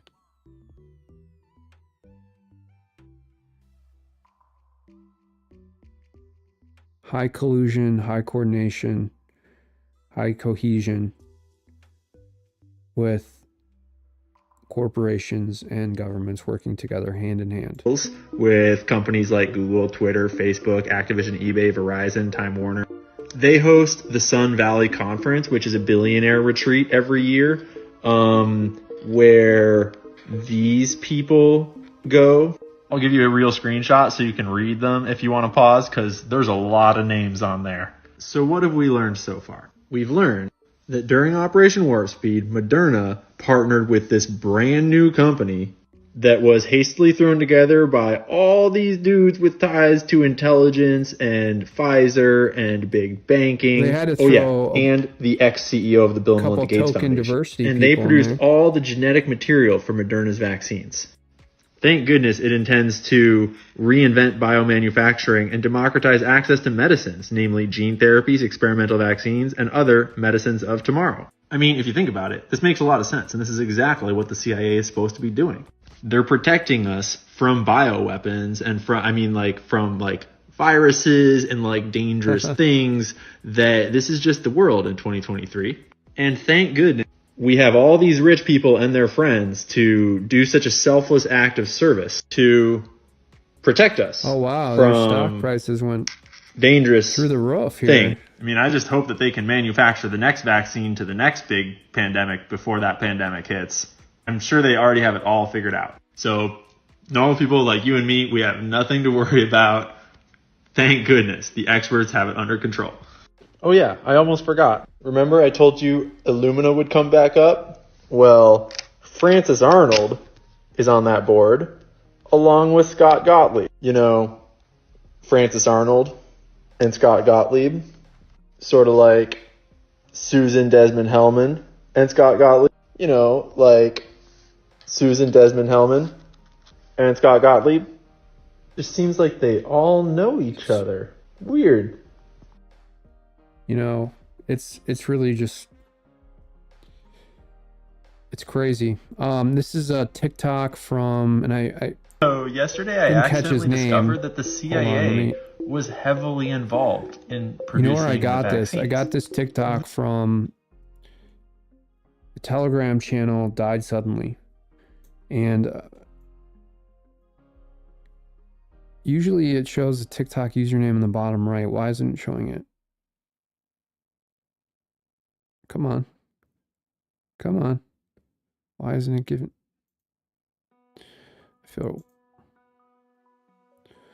I feel totally retarded right now.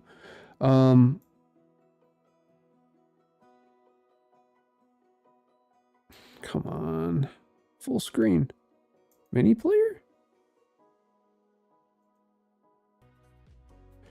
Can't get rid of the control panel here to see the username. Full screen? Full screen? No, that didn't work either. To see the username of the TikTok account, but yeah, I said pass it on in the event that anyone else wanted to look up his account. I did look it up. Twitter account. He's got like 130,000 followers. So, and you know, this is actually pretty for an amateur TikTok. I mean, it's not bad. I think it could have been a little more clear. That's what I would have done. I would try to condense it down, boil it down to the most simple facts. Because that's kind of what you have to do in these situations. It does seem kind of, you know, meandering. But these incestuous relationships among all these former and active government officials, as well as, you know, secret operatives of the CIA who are now working to further these goals in whatever capacity that they're doing, like Oreo. Anyways, that's it. That's all I got. Let me check the comments. We got Ronan. Ronan, I'm always catching you at the end here. I didn't see your comments. I apologize.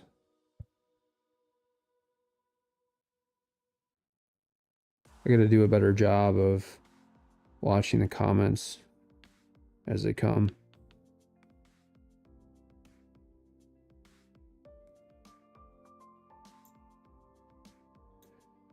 Ronan, when are you going to call in, bro?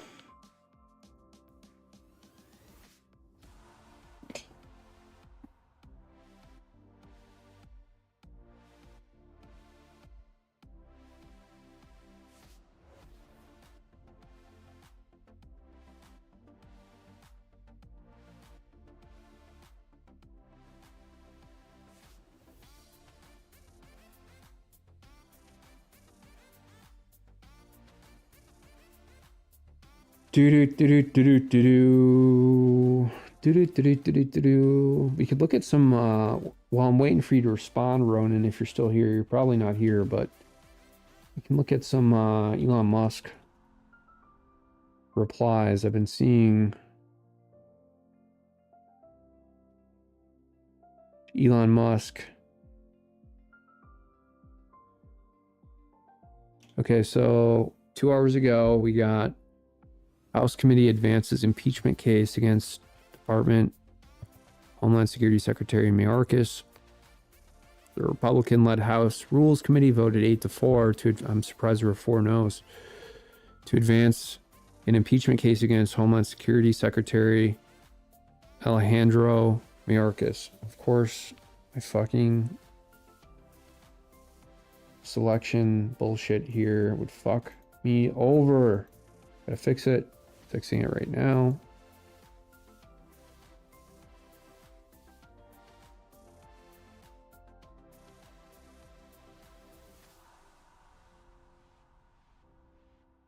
Ronan, call in, bro. Skype.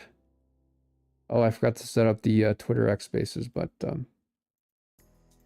how's Australia?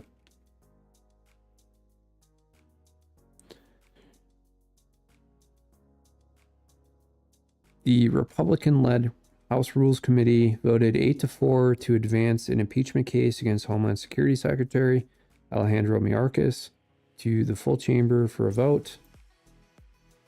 A vote on the articles of impeachment in the House could come as early as Tuesday. The resolution affirms that Mayorkas has willfully and systematically refused to comply with federal immigration laws by repeatedly violating laws enacted by Congress concerning immigration and border security during his tenure. Got a video here.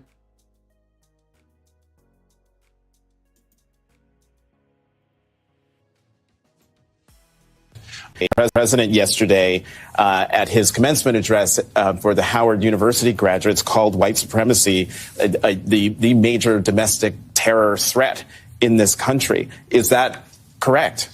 It tragically is. You know, in the terrorism context, domestic violent extremism is our greatest threat right now. Individuals driven to violence because of ideologies of hate, anti-government sentiments, false narratives, personal grievances, and the like. And regrettably, we have seen a rise in white supremacy. President yesterday at his commencement address.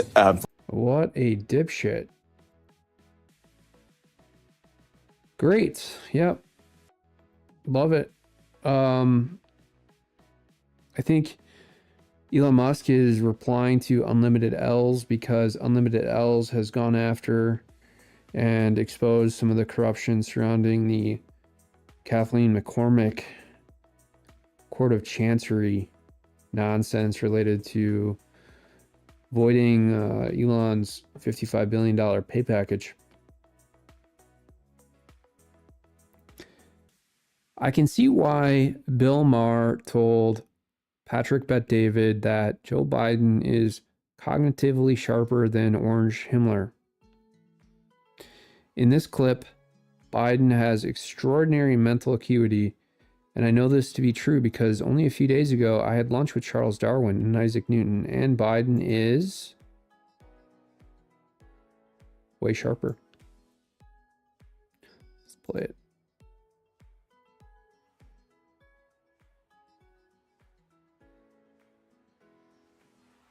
Ronan, where are you, bro? What they call a G7 meeting, all the NATO leaders.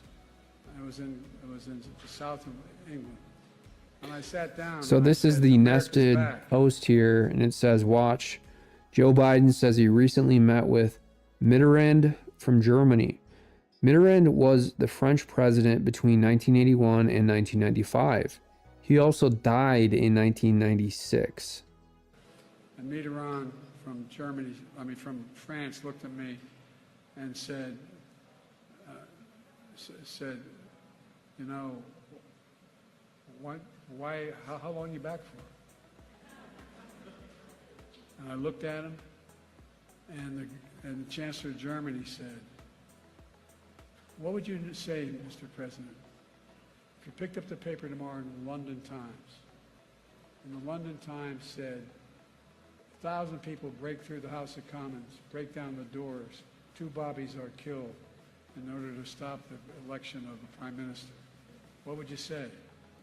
I never thought about it from that perspective. What would we say if that happened in another democracy around the world? Let's play that again. People have pled guilty. You know, right after I was elected, I went to what they call a G7 meeting, all the NATO leaders. I was in the south of England. And I sat down and I said, America's back. And Mitterrand from Germany, from France, looked at me and said, whoa. Said, you know, how long are you back for? And I looked at him, and the Chancellor of Germany said, that is a pretty serious issue. Elon Musk is pissed at Joe Biden and the Biden administration. I mean, Elon Musk has been kind of restrained. I haven't paid a lot of attention to Elon Musk's. I don't pay a lot of attention to anyone's Twitter activity or X activity, frankly. But I have lately tuned in to Elon Musk, of course, because I think, you know, his tweets or posts now get amplified throughout X. But also because Elon Musk is now a leading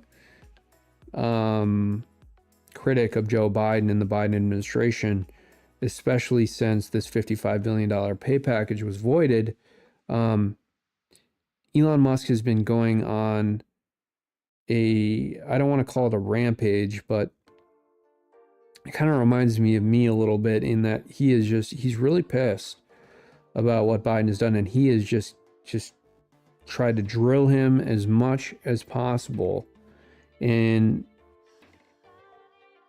ways I think that he's got to be restrained, but he's increasingly less restrained. And for someone who's a billionaire, of course, Elon Musk is the wealthiest person in the world. People have constantly accused him of being reckless. I love it. I love to see it. Now, if this was Trump or someone else who I support, maybe would I feel the same way? Yeah, I'd feel great about it. You know why? Because I like people being honest. And I like that Elon Musk is being authentic. He is pissed at Joe Biden. He's pissed at the Biden administration because they have transformed Tesla into a communist company. They have influenced it using coercive government controls and power, which is the hallmark of socialism, highly coordinated socialism. I'm looking at him now, Ronan. I had him up. You're here early, Ronan. You gonna call in?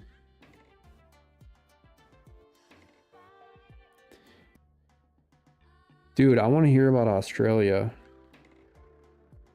Are things just as bad in Australia as they are here?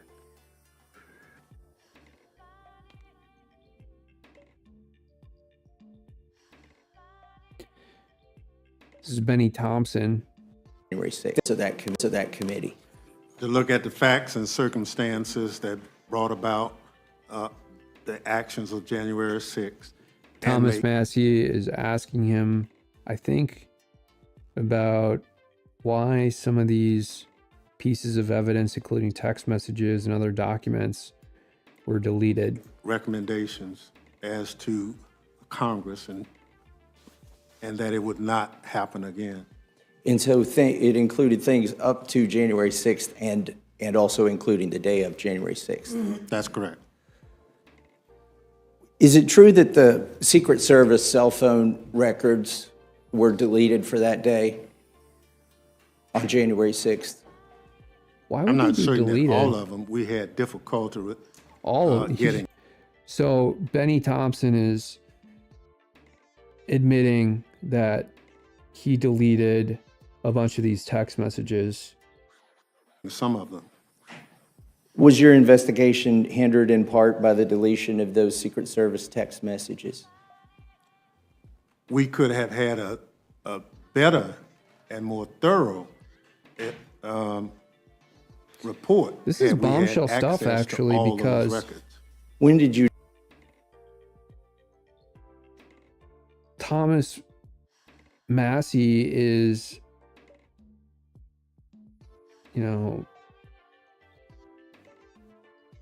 questioning another congressman, and you rarely see this in this kind of setting. You discover those messages were deleted during the course of the investigation.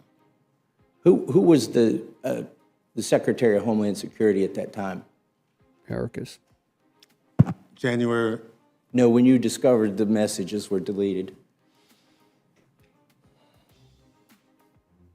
Alejandro Mayorkas. Secretary Mayorkas was the secretary. Why did that take him so long to figure out, by the way? He really had to think about that. Of Homeland Security when you found out those messages were deleted. Yes, as best I can recollect. Do you recollect making this statement with Ms. Cheney? And I'll ask to submit this for the record. It's a July 20th, 2022 statement by Thompson and Cheney on the United States Secret Service's response to the Select Committee subpoena. I won't read the whole thing, but here I believe you said, 4 House committees had already sought these critical records from the Department of Homeland Security before the records were apparently lost. Additionally, the procedure for preserving content prior to this purge appears to have been contrary to federal records retention requirements and may represent a possible violation of the Federal Records Act. The Select Committee is seeking additional Secret Service records as well. Every effort must be made to retrieve the lost data as well. Do you still believe there may have been a violation of the Federal Records Act? Yes. And when do you think these Secret Service records were deleted? They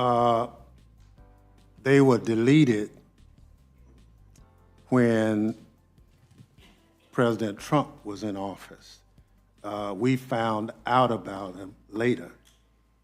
So, here's a statement of Anthony Guglielmi, Chief of Communications for the United States Secret Service, on accusations of deleted text for DHS Inspector General. I asked unanimous consent to submit this for the record. Without objection. And I also asked unanimous consent, if I forgot to do it, for the Thompson-Cheney statement. Without objection, so ordered. So here, this is from the Secret Service themselves. They, now, I believe that, before I get into that, I believe there were 4 I didn't committees. realize it would be 19 minutes long. I apologize about that. Okay, but Elon Musk is trying to spotlight this particular video because it shows that there was very serious obstruction by Mayorkas related to some of the January 6th stuff. We got T Swift now using X to announce her album, maybe posting some music videos. She creates a lot. Her team creates a lot of music videos. It seems like she's got a new music video every single day. If you go to her YouTube account, a lot of them are just kind of like recompilations of existing music that she's created, that she just creates new videos for, different types of videos.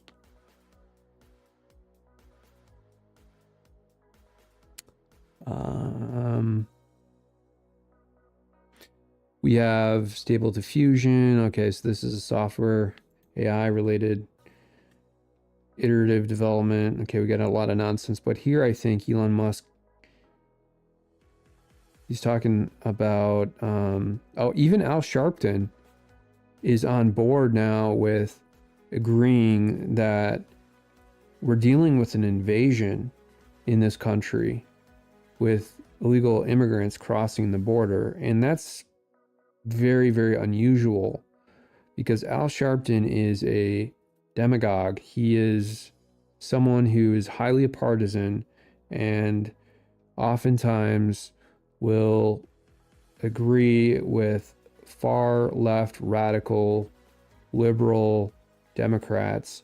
So if he's breaking rank, so to speak, with that ideology and agreeing to some extent, especially considering I think he's got condo, I'm trying to think of where he lives. I think Atlanta. So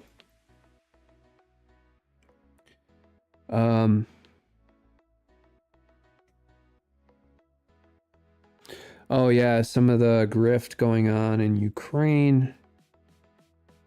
There are frontline soldiers who can't even get basic supplies, yet we're sending $170 billion over there supposedly for these supplies, yet it doesn't appear to be getting to the front line.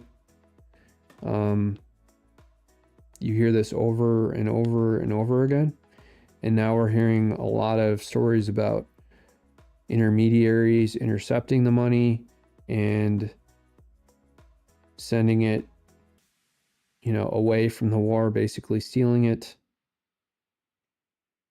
So money laundering.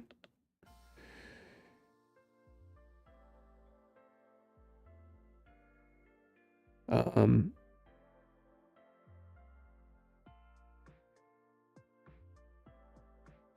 we got that.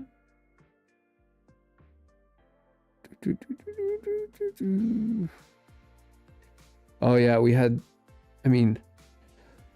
back in the day, the Grammys used to be a lot cooler. Not that anybody actually watched it even then, but now it's become so stupefied that it almost looks like Idiocracy. And remember, the smartest guy in Idiocracy was a prisoner who escaped prison. And they put him in prison because of his intelligence. Because he just wouldn't go along. I think, I can't remember exactly what happened, but he was like, I'm not going to go along with this. And they put him in prison. I'd have to recall the exact events and the sequence of events in the movie. But anyways.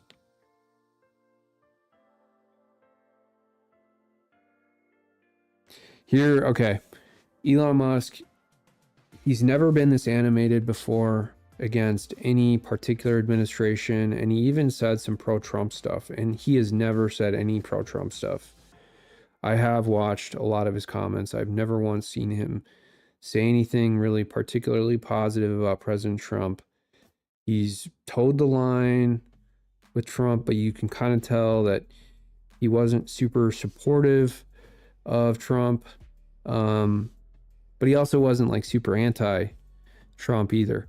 But he is just, he's you can tell he's really pissed. So he's going in and he's using this immigration issue as a way to kind of like, you know, thumb his nose at the Biden administration, because he knew what was coming down the pike with respect to all of this court nonsense with Richard Tornetta, with Kathleen McCormick and the Court of Chancery in Delaware, and now moving Tesla out of Delaware, which is a great decision, moving it into Texas likely. And then now what that is causing for some of the other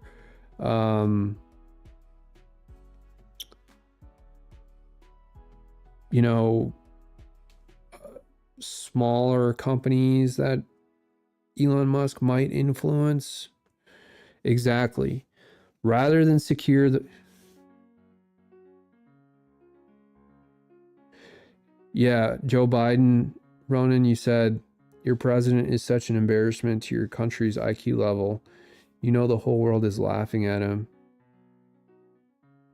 In reality, our country was taken by the U.S. in 1988 when our government became a corporation listed on the U.S. Stock Exchange. Probably.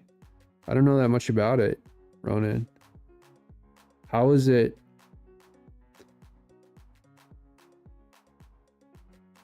corporatized by the U.S. government in 1988?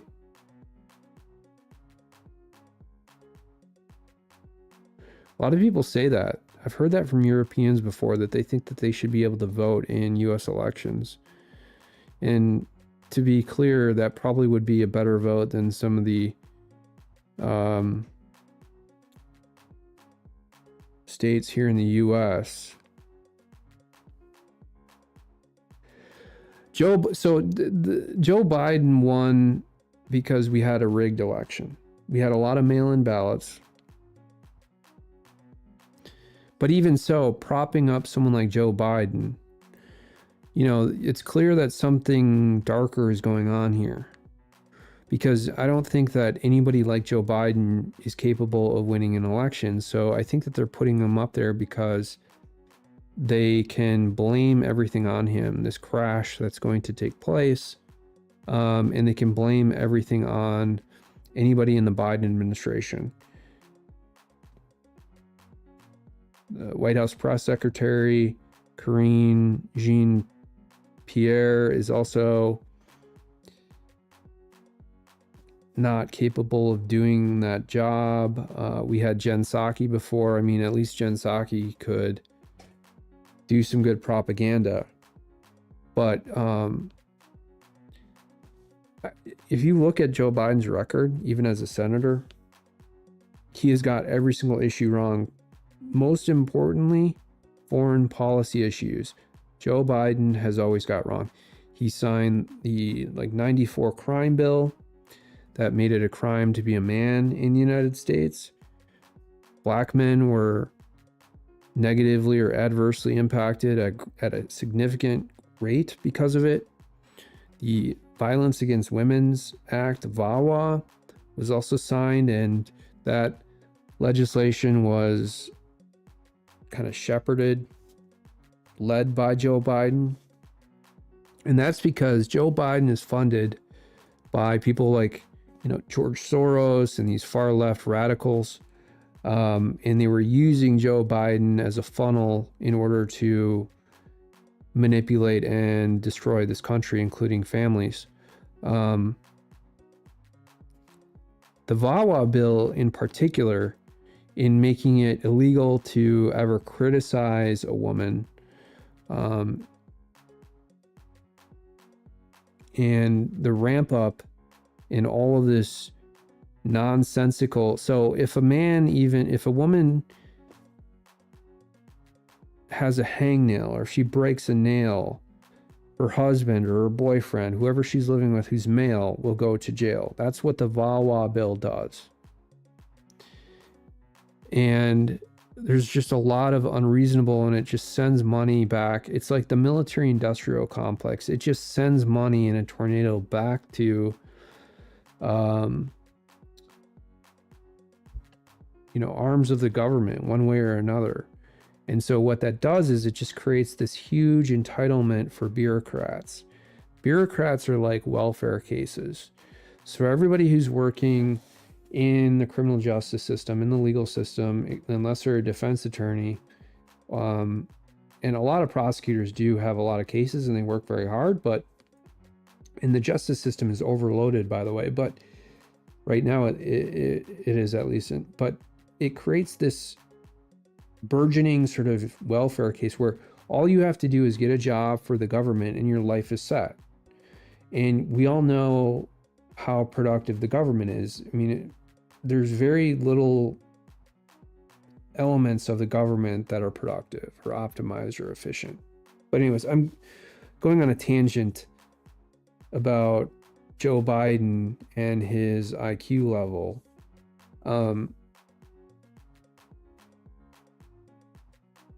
Joe Biden has dementia. Everybody knows it. Everybody can see it.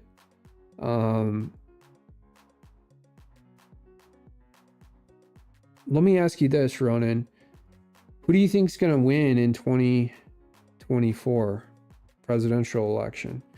And do you think that some of this can be turned around?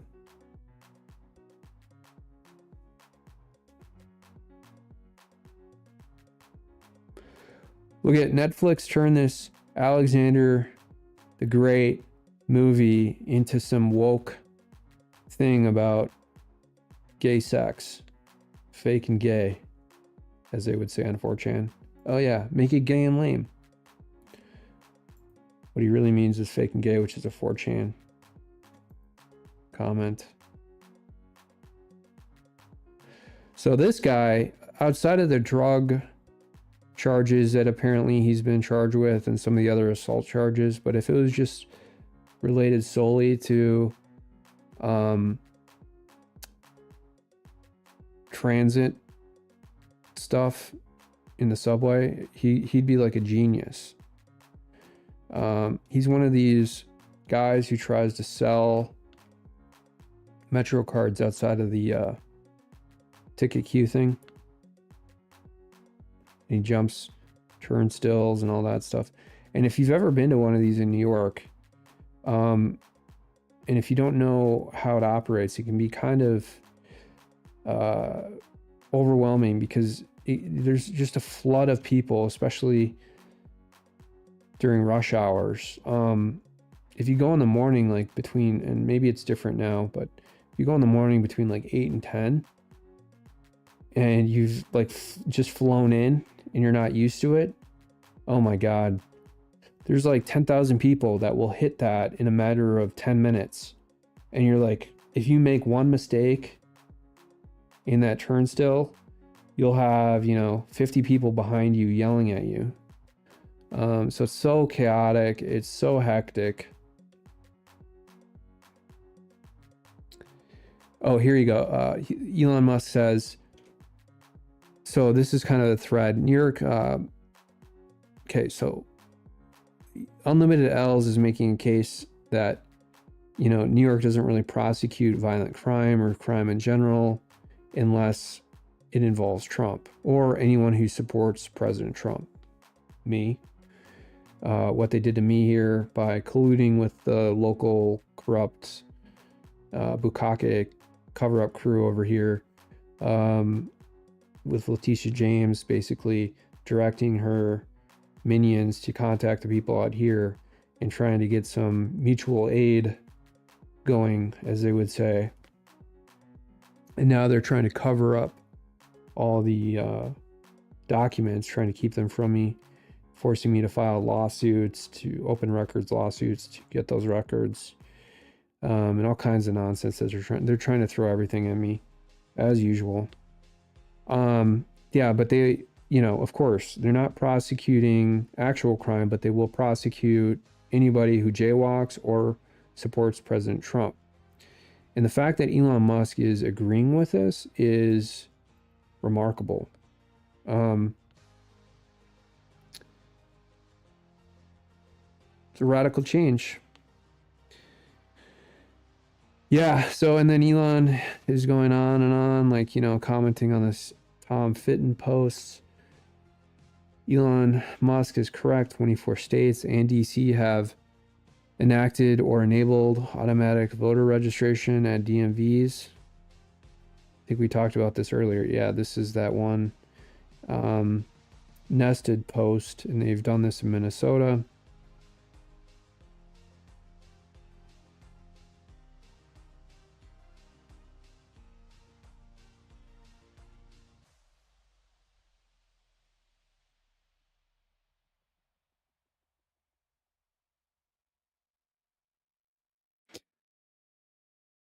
Elon's going after Microsoft for saying that they would meddle in the election by suppressing specific information using ChatGPT.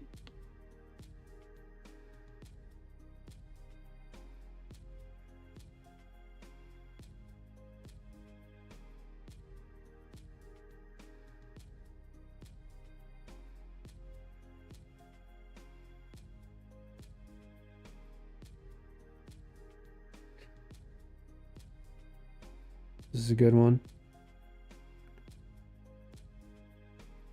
And Colin Rugg says Southern California is getting obliterated by torrential rain, causing flash flood warnings.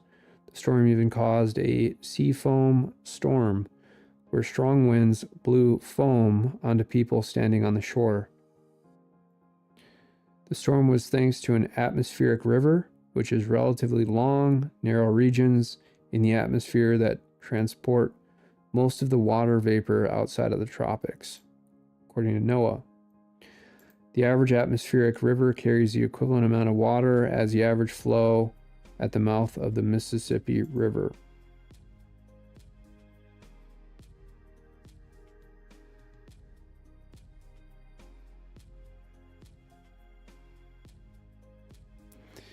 Glenn Greenwald says, imagine working in the corporate media that has spent 7 years insisting Trump is a fascist, white nationalist, criminal dictator, only to see most Americans increasingly intend to vote for him. My eyes are clouding up here. And think what it says about the perceived legitimacy of the U.S. justice system. We got to play this video. Biden, and of course, undergirding all of this is this question of So he's the incumbent before. Joe Biden. Now Elon is going after Biden again and being kind of agreeable with Trump. We ask voters, what do you think of the job he's doing? And look at that, Kristen, 37% approve and now 60% disapprove. And we Dude, should say, Ronan, 37% of American voters approve of Joe Biden right now. That's the lowest in history. We've never seen anything like that before. When you say that people in Australia or outside of the US think that Joe Biden is a joke and an embarrassment to our country, Americans think the same thing. 37% approve of Joe Biden, the lowest at any point in history during this part of a presidency. And obviously Joe Biden isn't going to get any better because he's got dementia. It's only going to get worse. And dementia goes slow and then it goes fast. You know, I talk about my dad was diagnosed with dementia when he was 85.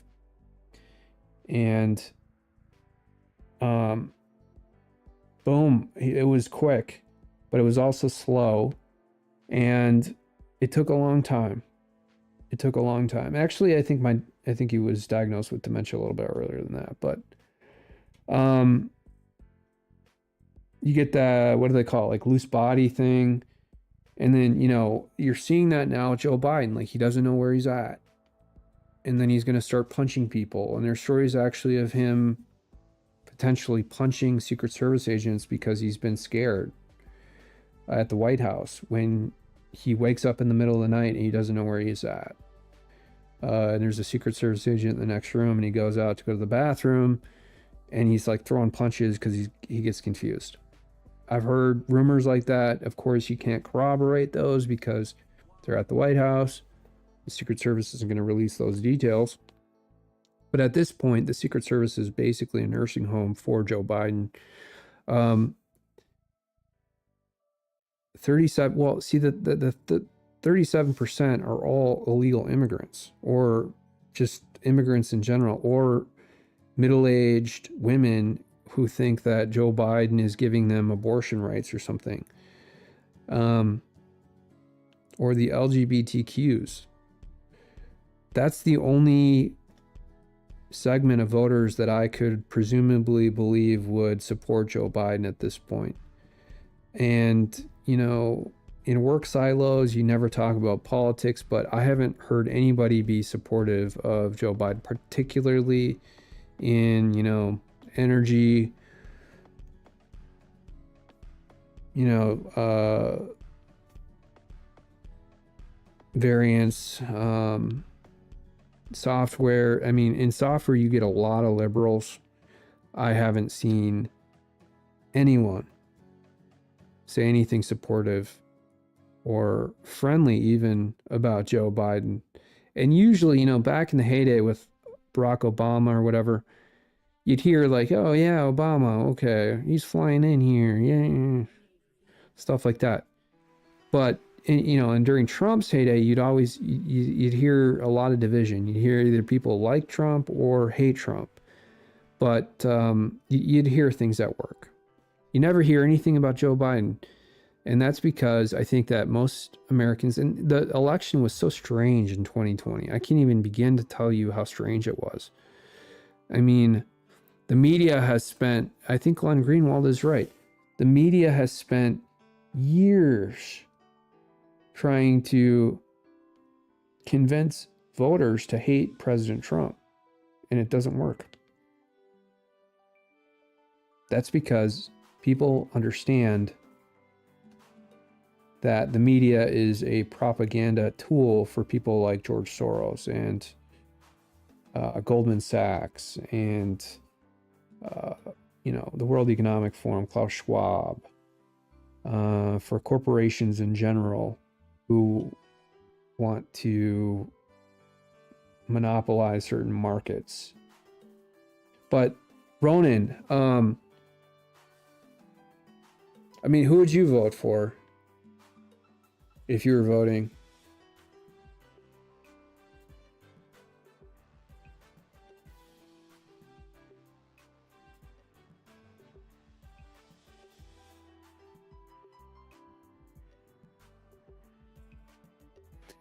McConnell and Schumer, both of whom should be retired.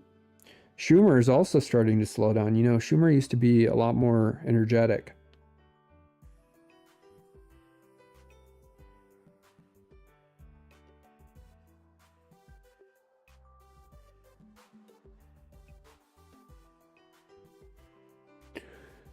This is actually pretty interesting. Girls, 145% increase in depression since 2010. Boys have 161% increase. Holy shit. You know why that is? It's because of the breakdown of the family unit, and it's the breakdown of relationships. Not to relate this to teens, because, you know, but it's like men and women have been, at least in the United States, I don't know about Australia, Ronan, but they've been separated There's been so many attacks on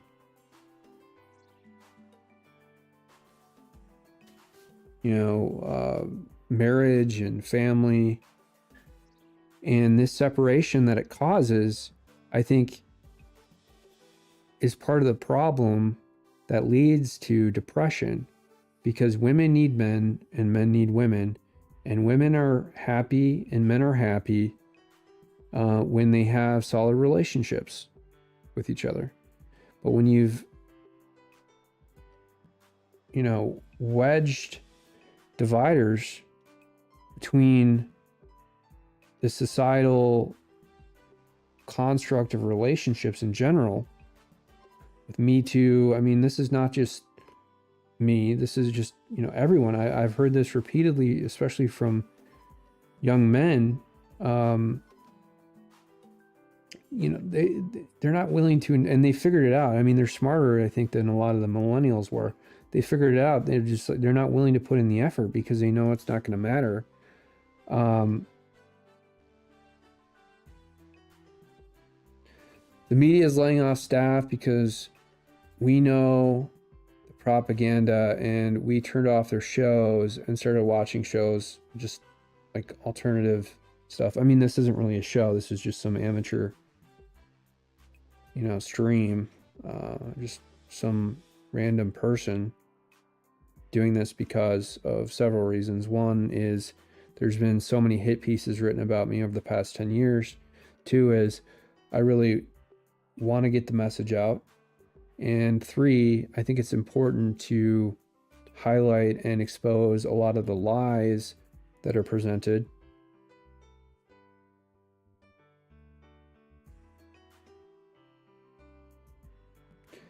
Yeah, that's true. There isn't a politician that's going to save us. I mean, the only person that can help ourselves is us individually. Probably tend to throw in someone out of left field that hasn't had a lifetime career in politics. I vote independent over here. I don't know about any other countries' politics, like Australia, the parliamentary democracy you have there.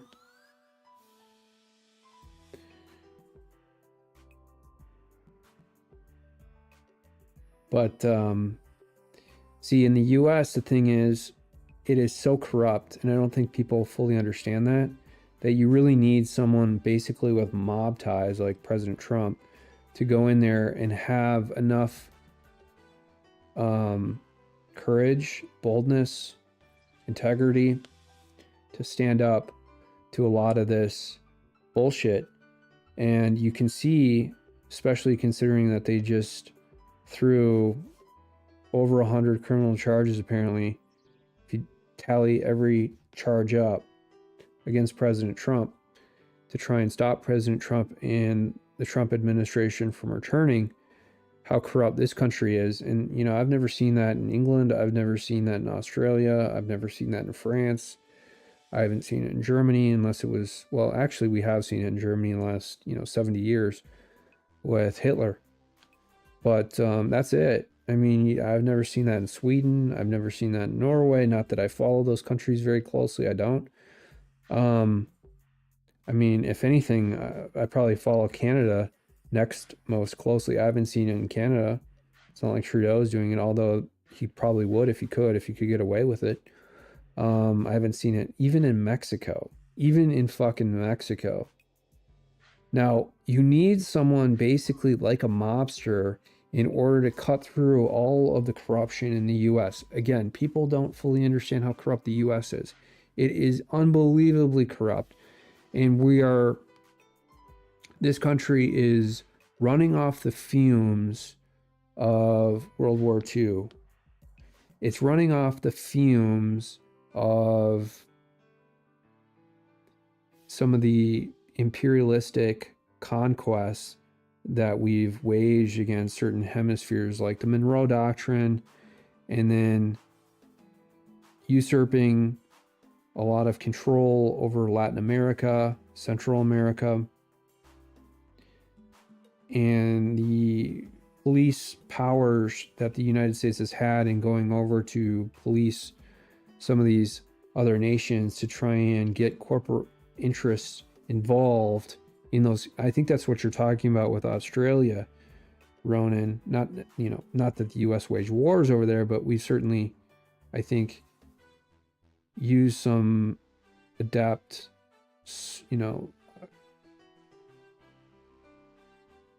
political maneuvering in order to connive certain economic benefits from Australia. But Australia is also ruled by the British Crown. So, I mean, you have a very easy landscape for the U.S. to manipulate. It's a duopoly, same as you have, Labor on the right and Liberal on the left. Then we have some minor parties that swing left or right. No one is just in the middle for the people. They are all for corporations. That's the problem. And that's why Trump, and as much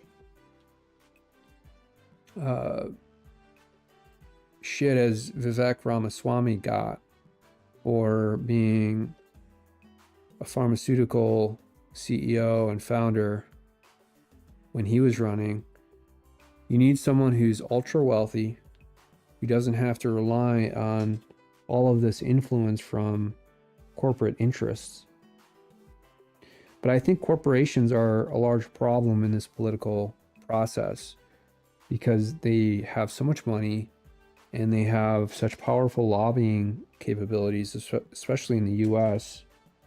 And they write a lot of this legislation. I mean, they literally write it and give it to the staff of some of these Congress members.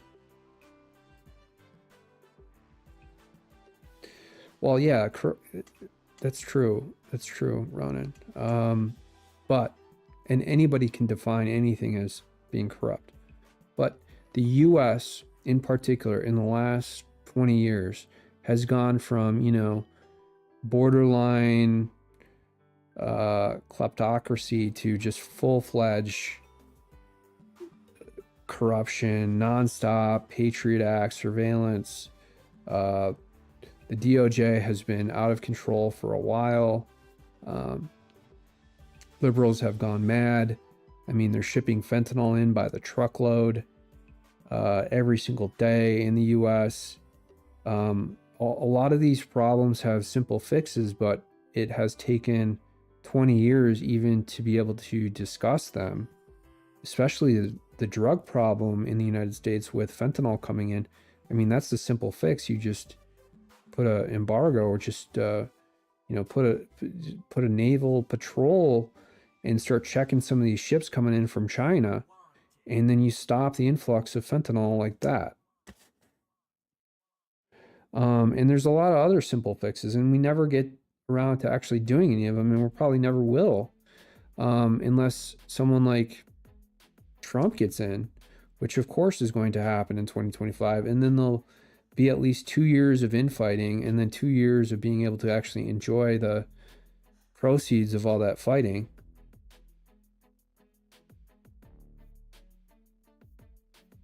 Well, maybe that's true. Maybe that's true. Trump is a billionaire. He's in the 1% club. I think where he differs is he has some morality and integrity. However, he is not really for freedom, is what you're saying, Ronan. That's your comment.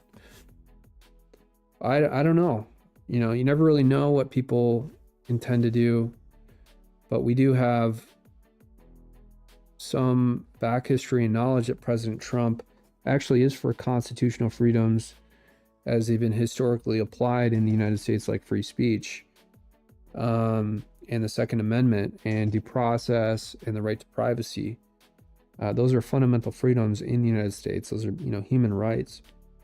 And in Australia, I mean, we saw all of those freedoms break down, especially the right to free speech during the COVID era. And, if I was President Trump, I think President Trump's most brilliant gift is foreign policy. And if he could go in and appoint diplomats and ambassadors to places like Australia in order to at least influence some of these fundamental freedoms in places like Australia, because let's be honest, the closest allies to the United States are places like Australia, New Zealand, England, the UK, and Canada. That's it. Like, you know, the Five Eyes, right? That's because we're all like the same. Differing in, you know, geographic location. You know, even though my mother is Swedish and, you know, I think of half of my brain as kind of being Scandinavian, like a Viking. And, you know, I don't ethnically sort of compare to a lot of Americans. You know, it's the same culture, right? You go to Canada, you go to the UK. I mean, I feel like I'm in basically the United States when I'm in the UK, except the accent is slightly different. He should have pardoned Julian Assange. You know, I think he was about to. He was about to. And I think that was a mistake not to. I think it was a big mistake not to pardon all the J6ers as well. That was a huge mistake. But I think Trump has learned. I think Trump has learned. And I think if Trump had to do that over again, he would have pardoned Julian Assange. He would have pardoned all the J6ers.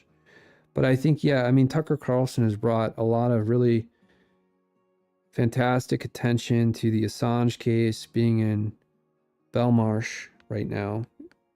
So, the most serious prisons in the UK. I think they only have one maximum security prison. That's where he's at. Well, I think, you know, Julian Assange too, because he was generally, for the most part, acting as a journalist.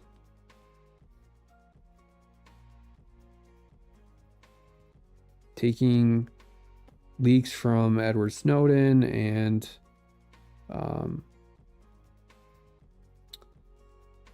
what's his face? His name is eluding me right now. Transitioned into a woman, Bradley Manning. Taking that those leaks and that information and posting on WikiLeaks, which was, you know, really just I mean, in fact, those posts were protected by federal statutes to some degree. Maybe not some of the classified videos, and maybe that's, I think, where he went a little bit too far. But he also had to show those videos to show some of the war crimes and atrocities happening in Iraq.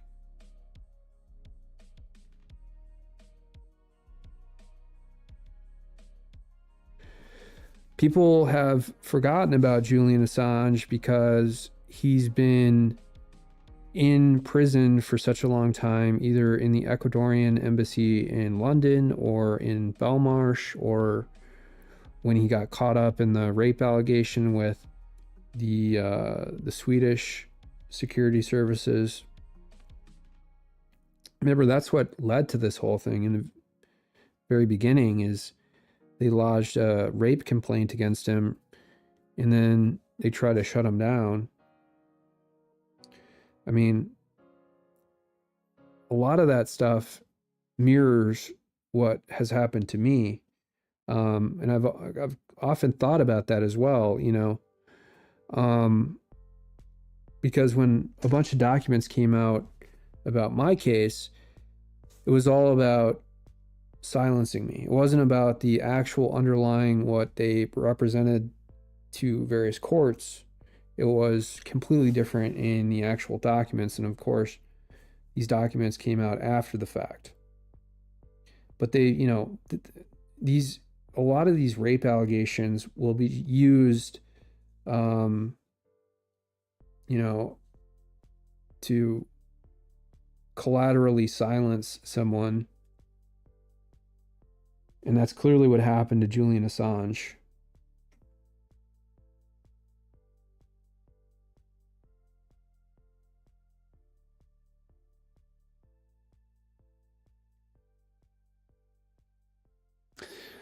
My favorite is when a bunch of journalists that are likely on massive amounts of Adderall, Write about CEOs doing Molly and ketamine. Totally.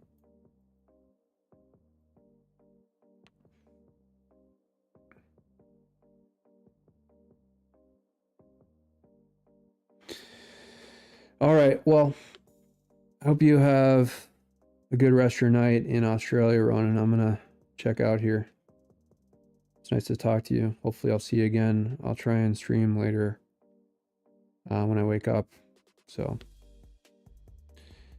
you seem to be always online, Ronan. What's up with that? You just kind of retired and chilling?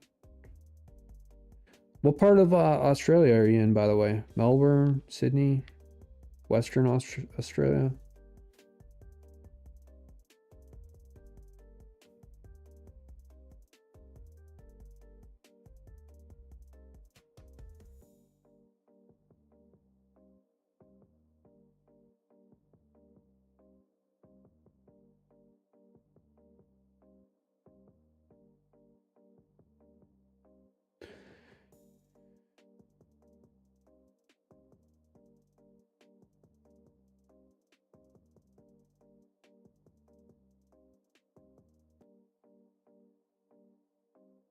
People love this meme here. This is probably going to be the most important meme of 2024.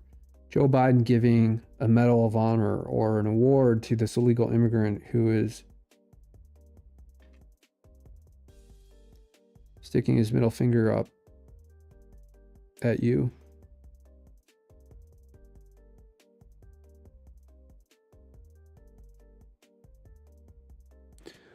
I've looked everywhere and nobody is wearing Build Back Better hats.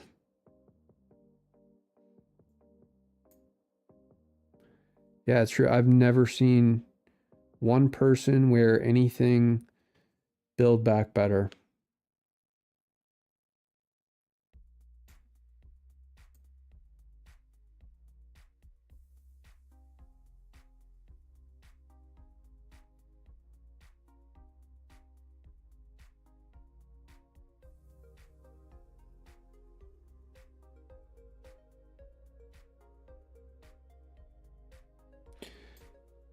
Biden cleverly distracts from civil war by starting world war.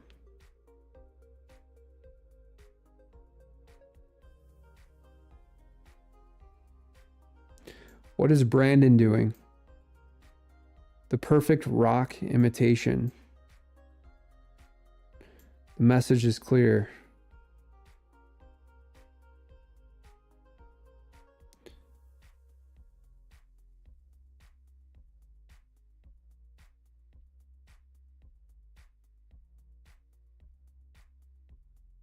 Indeed, although the media would have you believe otherwise.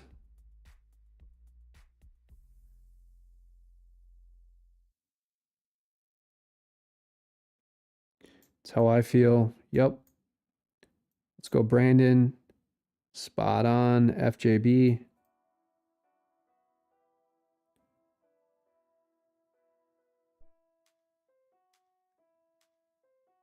This is how normal people feel.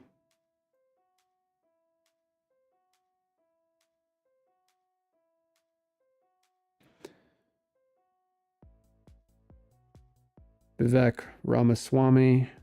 Trump will be 47, meaning the 47th president. Biden administration announces new diversity, equity, and inclusion officer. Looks like a crazy woman with tattoos all over her body.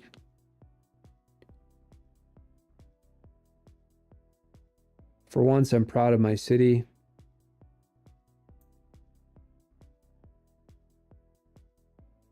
It's freedom of speech, yay.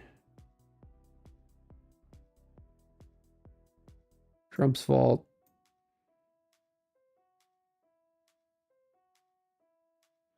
No way. He keeps telling us there is no inflation, new jobs everywhere. Both can't be true. Where are all these new jobs?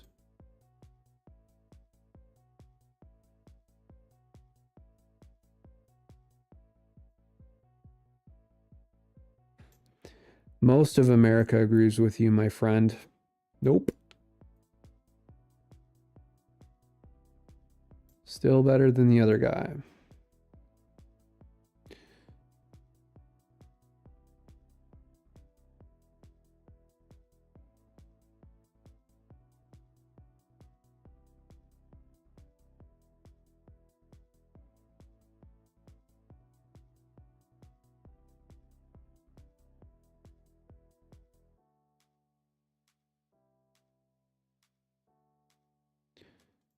The guy ain't wrong. Yes, unless you're an illegal alien getting all of the free handouts. All right, Ronan. I think I'll catch you on the flip side. Where in Australia are you, by the way? If you don't mind, it's probably some question you don't want to answer, but I don't know. I'm just kind of curious.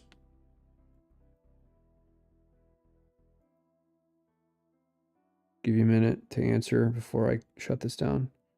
Deposit Biden votes here. Yeah.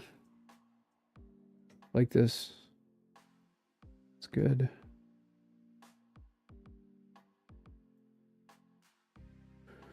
Here is the video showing a huge fight at one of these holding tents for illegal immigrants. So I'm just checking out the comments, seeing if, okay, we don't have that many comments, but yeah, so that's also something I noticed. It's funny how they all have cell phones. Why is that? That seems weird to me. Because if they don't have anything, why do they have these quasi-expensive smartphones, you know? I mean, there are working Americans who actually can't really afford to have such expensive phones. Doesn't look safe for the cops. Yeah, there's like 10,000 illegal immigrants and there's one cop. And those illegal immigrants have no respect for the police.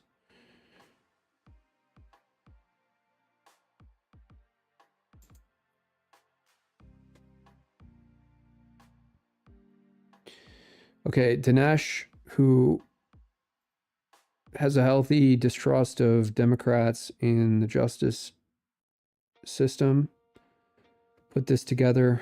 There should be a lot of comments here, so I'll read a couple of them. Just waiting for you to answer my question, Ronan, where you're from in Australia.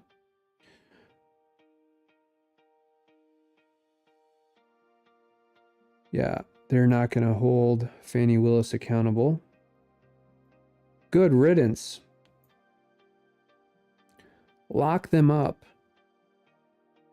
He went to the White House to be coached.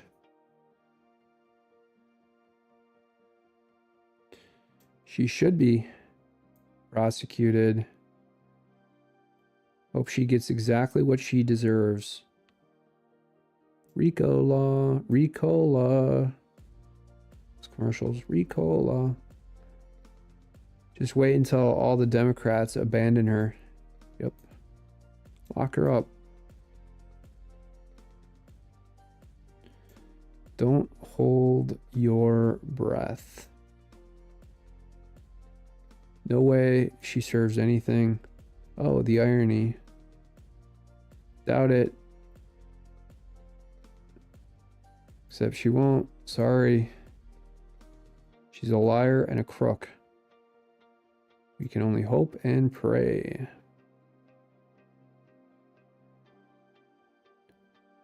A Democrat in jail will never happen. Rubbish. Going to jail for getting laid must be joke day. She most definitely should face jail time. Love it. Karma coming knocking. Affirmative action. Soros big Fanny case is falling apart. Case dismissed. DJT. Hot damn. Does anyone believe that? Sweet. Goodbye, Fanny. She deserves to go there. Yes, she does.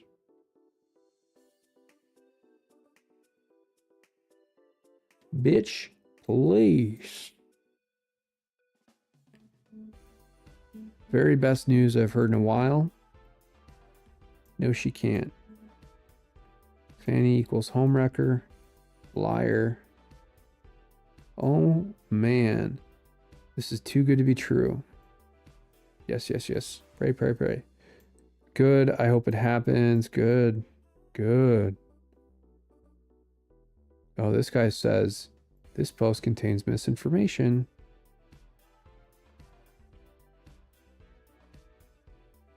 Lock her ass up. Ronan, where are you from?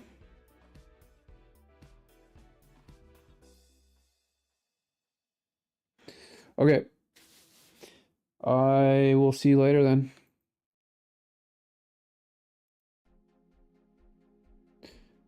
See you next time.